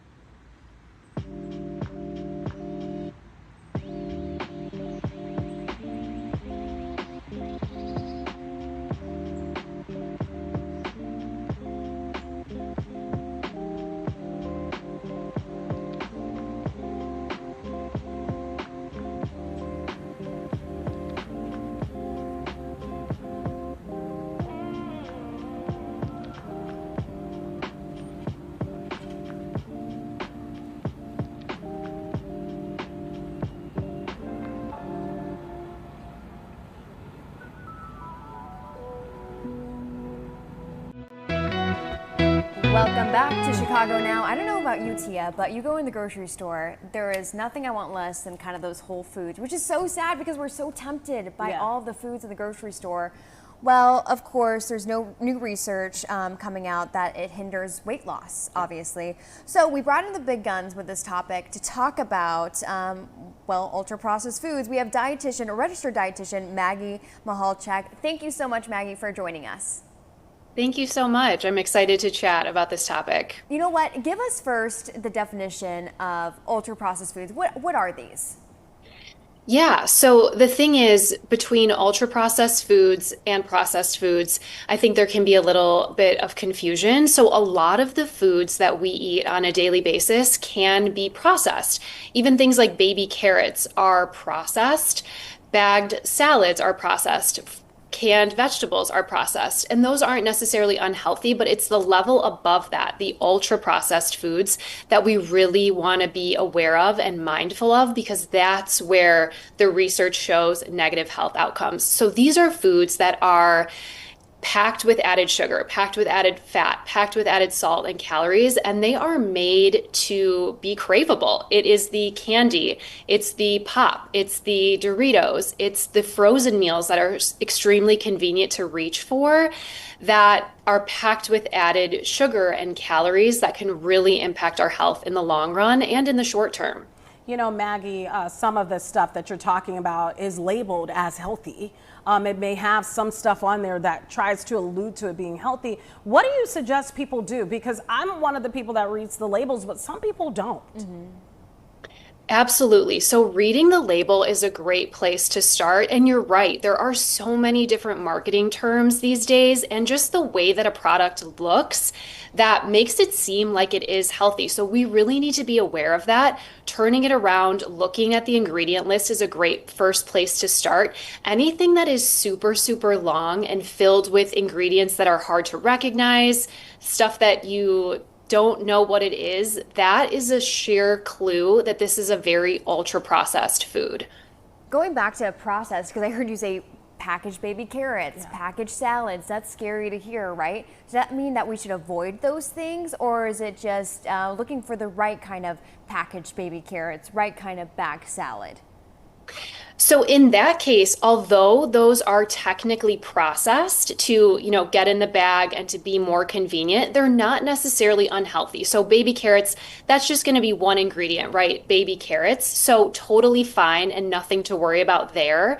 But it's some of those other convenience foods that are packaged or in the frozen section that we want to be aware of, because those are typically very ultra processed. Maggie, what is your take? We're living in a world now where you may see someone this Tuesday, you see them in a month from now, they look like a completely different person because of semaglutide. We've seen a lot of people lean into those. What are your take, or what is your take on that, and still trying to live a healthy lifestyle? Do you think that's a good option for some people to kick off their weight loss? I do think it can be a good option. However, I do recommend that anybody starting that work closely with a dietitian, because lifestyle and diet factors play a huge part, and they have to go hand in hand with that, because what we eat on a daily basis makes a huge impact for our health, not only in the short term, but in the long run when it comes to disease prevention, future negative outcomes. So it's really important when starting something like that to work closely with a registered dietitian to understand that all the factors kind of play a role, and it's really a holistic approach. Do you have some tips and tricks maybe for people at home who are stuck in the, I'm going to get the macaroni and cheese, I'm going to get the, boxed dinner or something made in the deli instead of the Whole Foods. It's hard to think that way, to think towards the Whole Foods, but maybe what's your advice to people at home? Yeah, so truly, I do feel like we live in a world where it is so hard to avoid it 100%. And that may not be an option, but the research shows that it really is the quantity of how much we eat in our diet that impacts those negative health outcomes. So anything we can do to sort of limit it, maybe it's twice a week we pick up something like that, or it's, once a week we grab more of a convenient snack, but the other times it's trying to make healthier choices that stray away from those things that have really long ingredient lists and are packed with additional calories. And the good news is there are lots of convenient foods these days that are sort of the healthier alternative of something ultra processed. So lots of brands are coming out with products in the cookie category or in the cracker category that definitely have less ingredients and keep more of the good stuff without adding a lot of the unnecessary stuff. Maggie, I've seen a lot of, I don't know if they're ads or just, I think they're kind of like ads, where people are saying, hey, look at me now. I got a dietitian. It changed my life. You too can sign up here to get a dietitian and your insurance will cover it. Is that true, that insurance providers will cover someone that wants to get a healthy start to actually get a dietitian? It is true. So actually, and I don't know all of the specifics, right? It is going to be different across each insurance provider, but I believe Blue Cross Blue Shield here in Illinois, that is part of most plans. You can see a dietitian. So I think that's a great opportunity, and a lot of people don't know that that is included. So it's great that it's getting more attention, because working with someone one-on-one can really give you that individualized approach and recommendations, because everybody is different, and what works for one person may not work for another person when it comes to their lifestyle and what's going to work for them on a daily basis. So I really think it's great if you can work with someone through your insurance to chat with them on a daily basis and to make those really good health goals. Are there some brands that you look out for? You said that there's good, healthy alternatives out there in the grocery store for things that you love. Are there a couple brands, not to make this commercial, that you recommend for people to look for in the grocery store? Yeah, so one brand off the top of my mind that I think is doing great work when it comes to baking mixes and crackers and things that are typically ultra processed is the brand Simple Mills. And they make a great healthier alternative that's lower in sugar, made with whole food ingredients. And it's still easy to grab, and they have crackers in the little snack pack. So it's easy to grab, put in a lunchbox, or have as a snack, but with way fewer ingredients and less processing. I want to ask you this. You mentioned when I was telling you about these ads that I've seen where you can get a registered dietitian to be part of your insurance, you mentioned that a dietitian will go through everything with you. Is this a situation where you sit down with the patient, you go through how much they weigh, what their weight loss goals will be, what they're eating now versus what they could replace some of those things with? Is that kind of how it works? Yeah, it's going to be a little bit different for everybody and the dietitian that they're working with, but a starting place is definitely like what goals they have in mind, what their current eating habits look like, and what small swaps can they start with. So it can be very overwhelming to feel like you have to overhaul everything in a week and change everything about the way you eat and everything about the way you live, but starting small is a really great place when it comes to making habits that actually stick. Do you find that even more important than weight loss is mental clarity when it comes to, switching your diet and eating whole foods? Because I hear that all the time that, oh my gosh, my brain fog is gone because I'm not eating, these Cheez-Its and Doritos and such every day. That was interesting about this ultra processed research is they did name mental health as one of the poor outcomes, that it could cause an increase in depression when we eat a lot of these foods, which I think is something that a lot of us don't connect with necessarily, like, oh, could that have an impact on my mood? But it definitely can. So I think being aware of that is huge, because taking those things out of our diet, those really ultra processed foods, that can have a huge impact on our mood, which is great. Maggie, let me ask you this, because unfortunately in Chicago, we've seen several communities across this area suffer from having food deserts. The option is the gas station. The option may be a Walgreens, if that's even around, because we've seen a pharmaceutical desert as well. What do you say to people that are living in certain situations where, maybe in my neighborhood, I can run to a store and grab a salad, but they're living in a situation where that may not be readily available? What can they do to try to live this healthy lifestyle as well? Absolutely. So while the gas stations may not always have the best, healthiest snacks there, I do feel like we're starting to see some of those better options come into certain convenience stores. And so that might be a first place and to start, and really to looking at, okay, regardless of where I'm shopping, can I find something that is produce? So is there a piece of fruit here? Maybe that's the first place to start. Is there something that contains protein? Is there something that contains whole grains? So although those foods, might not be super, it might not necessarily be a salad, looking for those nutrients, something that has a little bit of fiber, a little bit of protein, that can be a great place to start on the track to finding a healthier snack. Maggie, you've been a wealth of information. Thank you so much. For people at home who are interested in hearing more from you, can they follow you on social media? Are you posting tips and tricks? I am, yes. So you can follow me at Once Upon a Pumpkin. That's where I share my recipes and other healthy tips and tricks. I like that name. That is such. I was just talking about the pumpkin spice, and then here we go. Maggie, thank you. We're gonna have you on again for sure. Thank you so much. Always happy to chat. Appreciate it. Nice to see you. Okay, Early Walker in the house. Where are you, Early? He's in the house. That was a very weak. All live right. studio audience. Oh no, he'll get mic'd up. He'll get mic'd up. Don't you worry. We have a little game to play. With Tia and Early coming up right after this break.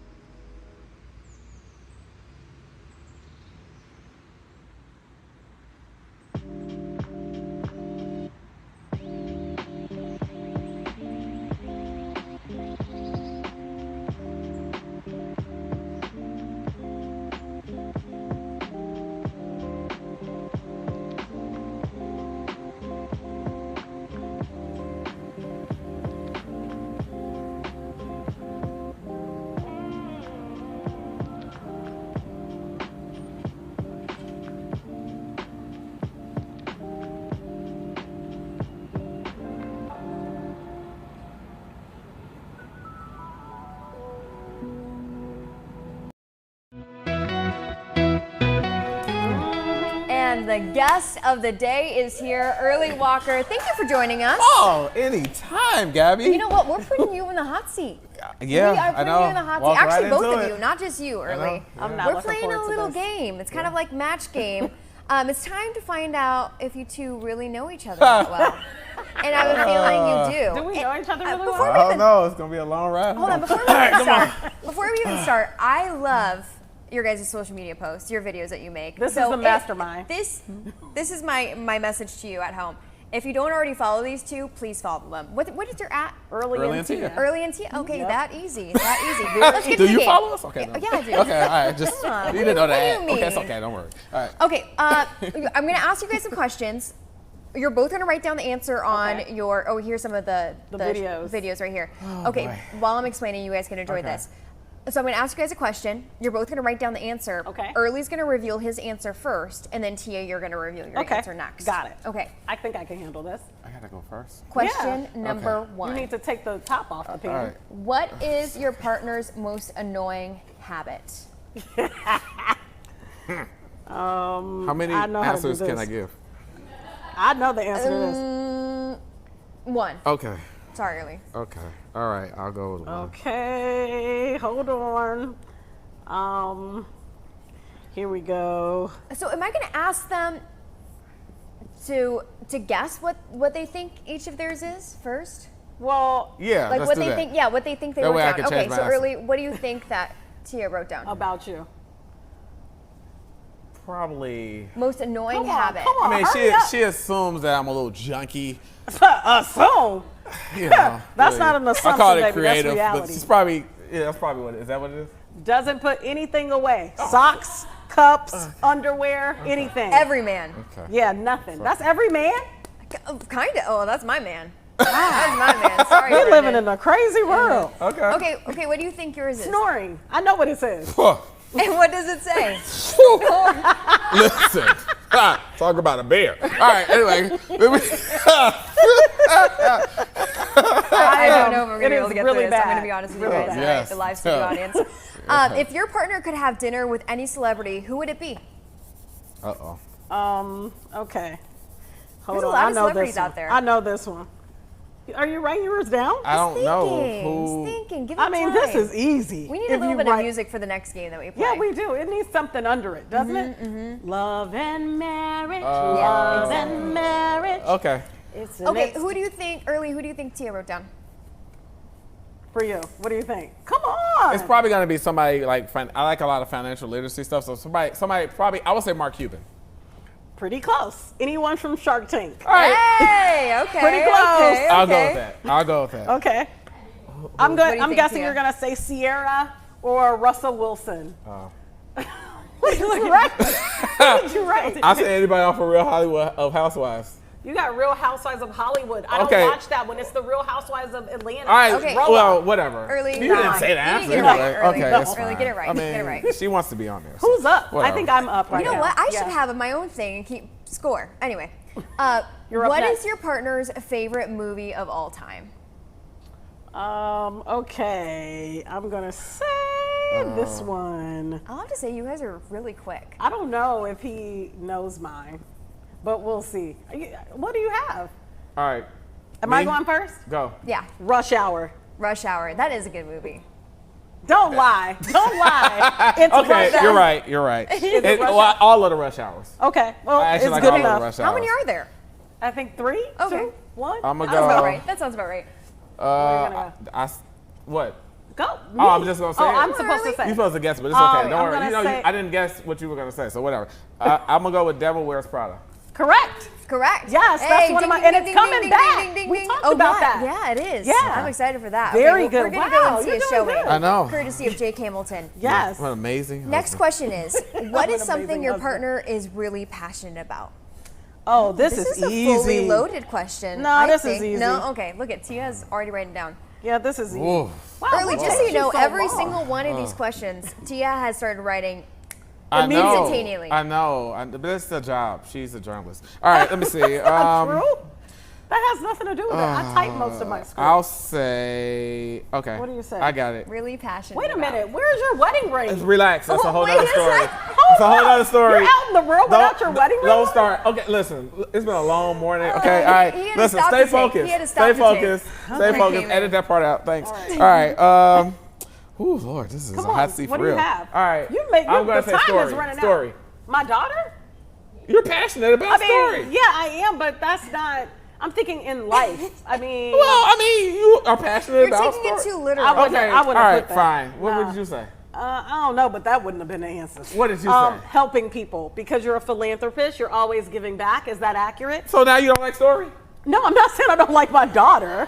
I'm just saying that wouldn't have been my this is answer. like number one, passionate. That's not number one for me. Look, I mean, it is in life, but not in the passion. I think we opened up a can of worms. Okay, well, look, you didn't ask the right question, Gabby. All right. You're right. Yeah, I didn't write these blaming questions, Gabby. okay? All right, Your it's fault. fine. Blame me on Yeah, you. listen, that's what you got to do. I'm sorry, Gabby. You taking all the fault. Next Go ahead. question. Where would your partner love to go on a dream vacation? Oh, this is easy. I mean, come on, buddy. You're not. It's Will taking you forever slow to down? write. Always being quick. All right, let me see. Okay.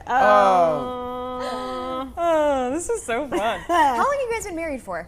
It'll be Actually, 4 it's years. coming up 4 years in September. Yeah. Okay, what's September the close. 29th. September the 29th. Yes. Yep. Okay, I'm done. I'm done. All right, go ahead. Come on. Wait, you have to guess first. What did she write down? Oh. Quit trying to read Dream it. vacation. Dream vacation. I'm going to Trying say, to- no. So, Come on, get to it. Thailand. No, I said Africa on a safari, and I actually took you on your birthday. That was one of your. Wait, what was the Oh. question? Was a dream trip? What was your dream trip? Really? you Oh, actually dream went on- trip. I thought Yeah. you were saying where I want to go. Oh, No, Lord. both. I think I listen? meant both. Let's I thought you see. said where I want to go. We've been Where there already. would your partner love to go on a dream Yeah, vacation? thank you. Oh, okay, Come- Thailand. This is what you do for me. So Tia, while Exactly. Yeah, Thailand, listen. okay. No, that's. What do you have? Oh, I'm you have to supposed to guess. guess. Guess. I have no clue. I've been everywhere I've ever wanted to go. Iceland? No. What does it say? Tell me you want to go to the Maldives. Oh yeah, that's Maldives. true. Okay, there you that's go. true. But it's That's a too good answer. expensive, so I changed my mind on that one. What? Yeah, when I looked up how But you're expensive not it paying was, for it. it doesn't matter. When I looked up how expensive it was, I was like, no, I'm good on that. Well, Really? that's- Is that expensive? That's a good It's thing. really I gotta pricey. look it That's up. good to know. Okay. Save yourself You're some off the money. hook. You're We off got the that hook. right. I'm not going anywhere. You All heard right. it here early. We have video We're going to evidence. Stony Island. Okay. Ready? Stony Island. If your partner could eat only one food for the rest of their Oh, life, what would it be? easy. Man, oh man. So confident. She's so I can't even confident. draw a picture. That's how easy this is. All right, I said pizza. That's good. I said anything. That's a lie. Are you trying to say I eat anything? You will eat anything for the rest of you. Love food. I mean, listen, let me tell y'all. Y'all want to know about our first date. What she did to this burger. Anyway, all right. Come on. Sorry. So early, you come rolling in. I'm sorry. Telling your wife that she I'm would eat sorry. anything What for are you the rest of trying life, to say? and without a wedding Well, ring it's on. okay. I know. It's in the car. Okay, I was rushing. Don't worry. Look, Gabby. You're supposed to I know sleep. y'all work together, but I Most mean, people Hey, sleep in you know their what? wedding I'm just rings, making though. observations. don't here. worry Don't about most it. people sleep in It's their okay. wedding I rings? think so. Wait till Yeah, your husband most comes on women here. do. Hey, we're not married yet, so Yeah. he has a couple times. Oh, that's Okay, beautiful. what was your partner's first job? Wait. Wow, that's a good question. Mine? Is this- What's I my think this first is- job? I'm saying this is like a teenage, like very first job. Like think way back, guys. All right, I got it. No, you don't. He doesn't know my first job, but I think Oh, I it's know what you did. Okay. Yeah, all right. why would it be you? Okay, all right. Listen, Gabby's not being descriptive. Okay. All right. Being I'm reading descriptive. word for word off of this card early. I'm messing with you. I'm Okay, trying to you ready? give myself some time. All right, let's go. Here's mine. Working with his dad. All Um, right, what do you have? This is dragging on. The What did show your is dad do, almost Early? over. so that's not true.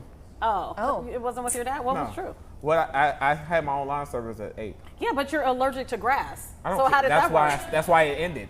Oh, okay. But that I'm was like, my how first did that started. business. It But it started. started. And then it Actually, ended. lawn shoveling and grass. Some kids need to know about these days. Okay, Anyway, got it. janitor. Oh, okay. I didn't get to answer. It's actually a tutorer. I was a tutorer in high school, but yes, I was a janitor in college. But that wasn't my first job. My What's first the only job one was you tutoring. told me? You didn't tell me about no tutoring. Well, yeah, I was a tutorer. You tell I'm the story teaching- about being a janitor. I'm teaching Maybe you when things you're every closer to day. year 5, guys, you'll get more of these questions right. No. I'm going to read this listen, really this slow is- for early, this okay? is- oh, thank you. What's your partner's biggest fear? Oh, I know this one too. Man, I'm too good at this. You really had to do some self-reflection. I know, What's like her biggest fear? yeah. You ready for mine? Because I mean, it's taken him 2 years to write an answer down. Hold on. You're erasing. Failure. That's his biggest fear. Ooh, that's deep. Failure. Am I right? No. It's not? No. What's your biggest fear? Actually, you're close. I'll go with that. I'll give you that. Yeah, that's I'll good. give you that. My biggest fear, I would say bugs, rodents, mice. You went so deep, you have to also don't know. think deep. Nah, I was gonna say being broke. Yeah. Man, bro, hey. That's definitely true. Okay, we'll go with that one. I don't want to be broke. broke. Okay, we got like what, a minute? All right, Yeah, come on. okay, one more question. I'm going to go to the last one. What is your partner's guilty pleasure TV show or movie? Oh, that's easy. Oh, this is easy. This is probably unexpected though. Like nobody would expect this about him. Okay. Wait, got so it. what is this? Did we do this already? Guilty pleasure. Well, kind No, of. just Kind of. what their favorite show was or movie was. Yeah, kind of. Okay. I'll do his. First Amendment auditors on YouTube. Oh. Yes, you watch those I mean, all the I time. like them, but that's not my favorite show. It's a guilty pleasure. You're lying. It's okay. Okay. Yeah, what would it's it not be? really What would it guilty be? pleasure. Yeah, Real Housewives of Atlanta. Good job. Yeah, that's a good one. Yeah. That's good. That Hey, was let's give a fun. round of applause Ooh, to did I our win? contestants. Did I win? No, I won. Did I win? No, I won. No, you didn't early. Okay, you have to come back.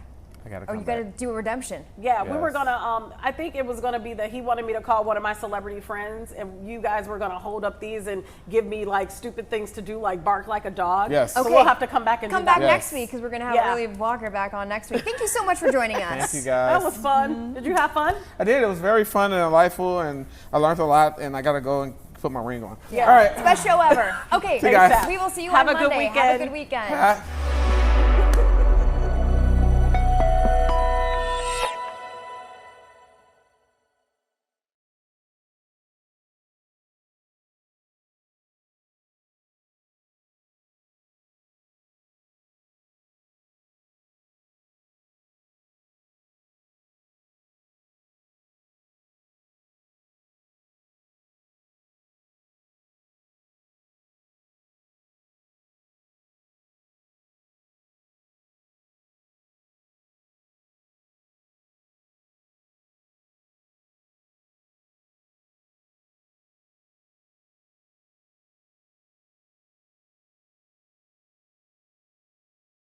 Live from Chicago, this is Fox 32 News at Noon. And now at noon, a Cubs legend is laid to rest. We're going to have the latest from the funeral of Ryne Sandberg. And we're hearing from the family of a 2-year-old boy who was killed in a crash at a Portillo's in Oswego. Good afternoon. Thanks for joining us. I'm Dane Flacco. Let's give you a look outside right now. First, before we get started here, as we see some bright blue skies and some wispy white clouds. Doesn't look bad out there at all. Mark Strill here with his first check of the forecast. Mark, shaping up to be a pretty good weekend, huh? I got to tell you, it's pretty smooth sailing, not even through the weekend, but all the way through next week. We've got temperatures into the 70s and likely a lot of 50s for overnight low temperatures. So we're kind of pushing some of the humidity out and enjoying some pretty nice stuff coming our way. Well, as we look off to the south and southwest, there's those wispy clouds that you're talking about, Dane, a little high weather clouds, high fair weather clouds that are high up, along with some fair weather low puffy cumulus clouds. You can see things are pretty quiet here in the inner harbor. DuSable Harbor looking pretty good. High temperatures today, upper 70s right along the lakeshore, low 80s for the suburbs, little upper 70 activity up to our north and to our northwest in Woodstock, but very comfortable conditions virtually everywhere you look. We stay in the fair weather clouds. Meanwhile, some showers, a little bit of stormy activity up across central Minnesota, back into northwestern Wisconsin, but we stay really dry here for the next couple of days. There's a 20% chance of some showers popping up on your Saturday. That's about it. Temperatures right now, 76 degrees at O'Hare, 79 at Midway, 74 along the lakefront, 76 degrees this hour in Aurora, and 78 degrees right now in Joliet. A great start to a great weekend. Like to hear it. Thank you, Mark. A strike date has now been set for Naperville teachers after the union and District 203 failed to reach a contract agreement. Gabriela Primus has the latest on those negotiations.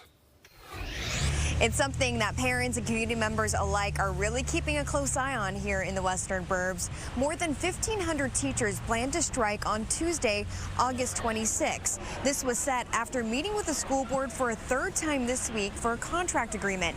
District 203's Board of Education said they're committed to reaching an agreement, but the union said their concerns are still not being addressed. Union leaders said negotiations have dragged on since February, and with the school year underway and no contract in place, negotiations have continued. Board President Charles Cush says the district is committed to educators, but the union's latest proposal could lead to staff cuts and program reductions.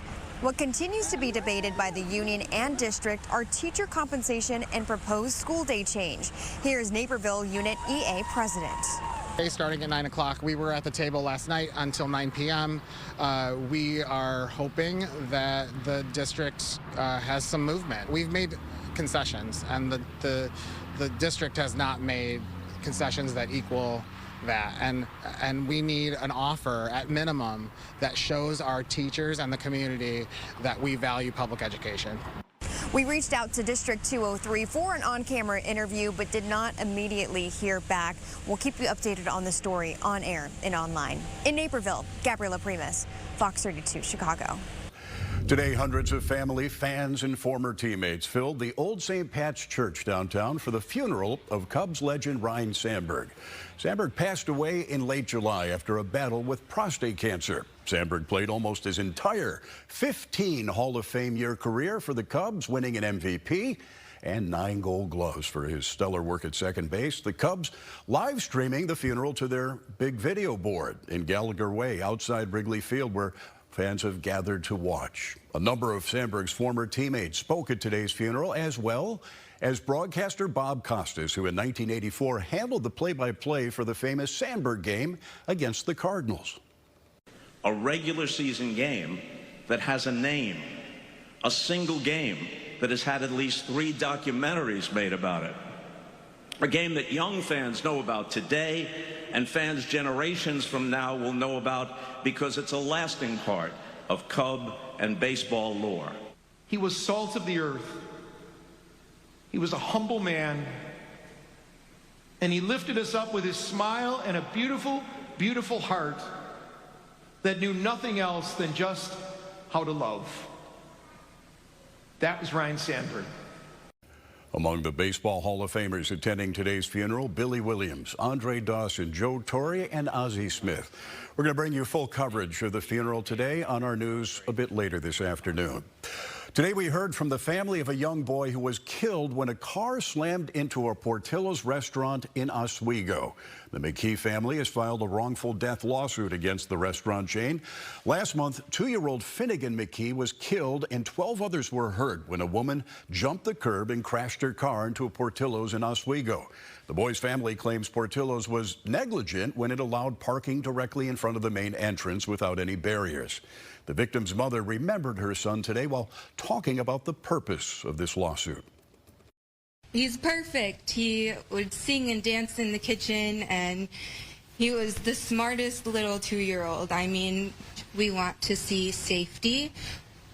We want everybody else to be able to go home with their families that they are out with. You don't go out somewhere expecting to not come home with your 2-year-old, and nobody should go through that. Right now, the driver in that accident is not facing any charges. Traffic is moving again on I-294 near LaGrange Road after a semi-fire shut down lanes this morning. Sky Fox over the scene at that time. Crews were able to put out the flames. No injuries have been reported. And heads up, if you depend on Metro, starting tonight, the Beverly branch of the Rock Island line will shut down for the weekend. The 640 from Chicago will be the last train to leave the station tonight. Crews are replacing the Morgan Street Bridge near 89th Street. Service is expected to be restored by rush hour Monday. The train will make an extra stop at stations on the Rock Island main line during that closure. Resident physicians at Northwestern's McGaw Medical Center are demanding a fair contract. Today, the group held a rally in Streeterville. The group says better pay and working conditions are key to providing quality care to Chicago communities. We are calling on Northwestern to invest in us and to invest in the Chicago communities who need it most. We're here today because we've had enough of being undervalued and overworked. We're tired of being ignored and disrespected while we give everything, sacrificing so much of our lives to keep our patients safe. Physicians say they've been negotiating with Northwestern for over a year now. They argue that without a fair contract, both doctors and patients lose. This weekend is jam-packed with fun, food, and entertainment across the Chicago area as the summer season is winding down. The Taste of Greektown returns today and runs through Sunday. It's being held along Halsted, of course, from Adams to Van Buren. Several Greek restaurants will be there for you to sample, and there will be music and dancing. All of this starting this afternoon at 4 p.m. The 12th annual Lakeview Taco Fest kicks off tonight. A number of local taquerias will compete to craft Chicago's most mouth-watering tacos, and there's a lot of competition there. The competition lasts till Sunday on the Southport Corridor. The event will also feature Mexican wrestlers, live music, and activities for kids. The winner of Chicago's Best Taco will be announced at 5 p.m. tomorrow. And Pizza City is back in River North this weekend. Dozens of the city's top pizzerias are serving up everything from deep dish to thin crust and artisan slices. The fest kicks off today at 5 p.m., runs till Sunday, August 24th. It all goes down at 430 North Rush Street. The Bears hit the road for the first and final time this preseason. They're in Kansas City, where they will take on the Chiefs tonight. And here's a look at our schedule for tonight's game. Our coverage right here on Fox 32 starting at 6:30, kickoff at 7 p.m., and After the Whistle airs at 10 o'clock right after the game. The news will be starting at 10:30. There's also 3 ways to watch the game tonight. You can see it right here on Fox 32. Our digital channel, Fox Local, or you can stream it on our website, fox32chicago.com. Clarendon Hills is going to honor its Little League World Series team this evening. There will be a parade for the boys who are back from the Little League World Series. Even though they didn't get to the end the way they wanted, the village still plans to make them all feel like heroes. That parade will start at 5, and there will be video boards around the village to help you see it. Much more news here on Fox 32 at noon. The Trump administration puts a pause on issuing certain visas, but their immigration crackdown is hitting other roadblocks. I'm Rebecca Castor with the details coming up. The FBI raids the home of former National Security Advisor John Bolton. We'll tell you what the agents were looking for.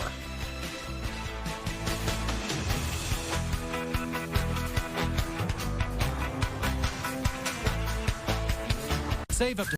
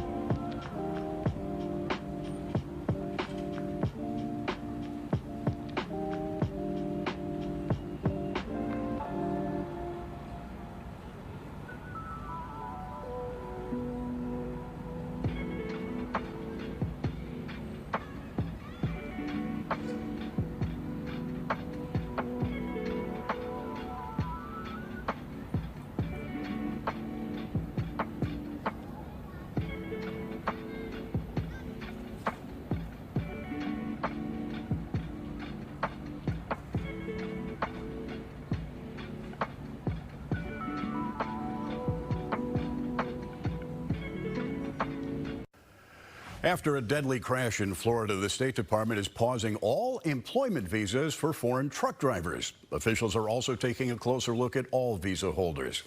As Rebecca Castor reports, it's just the latest moves in the Trump administration's immigration crackdown.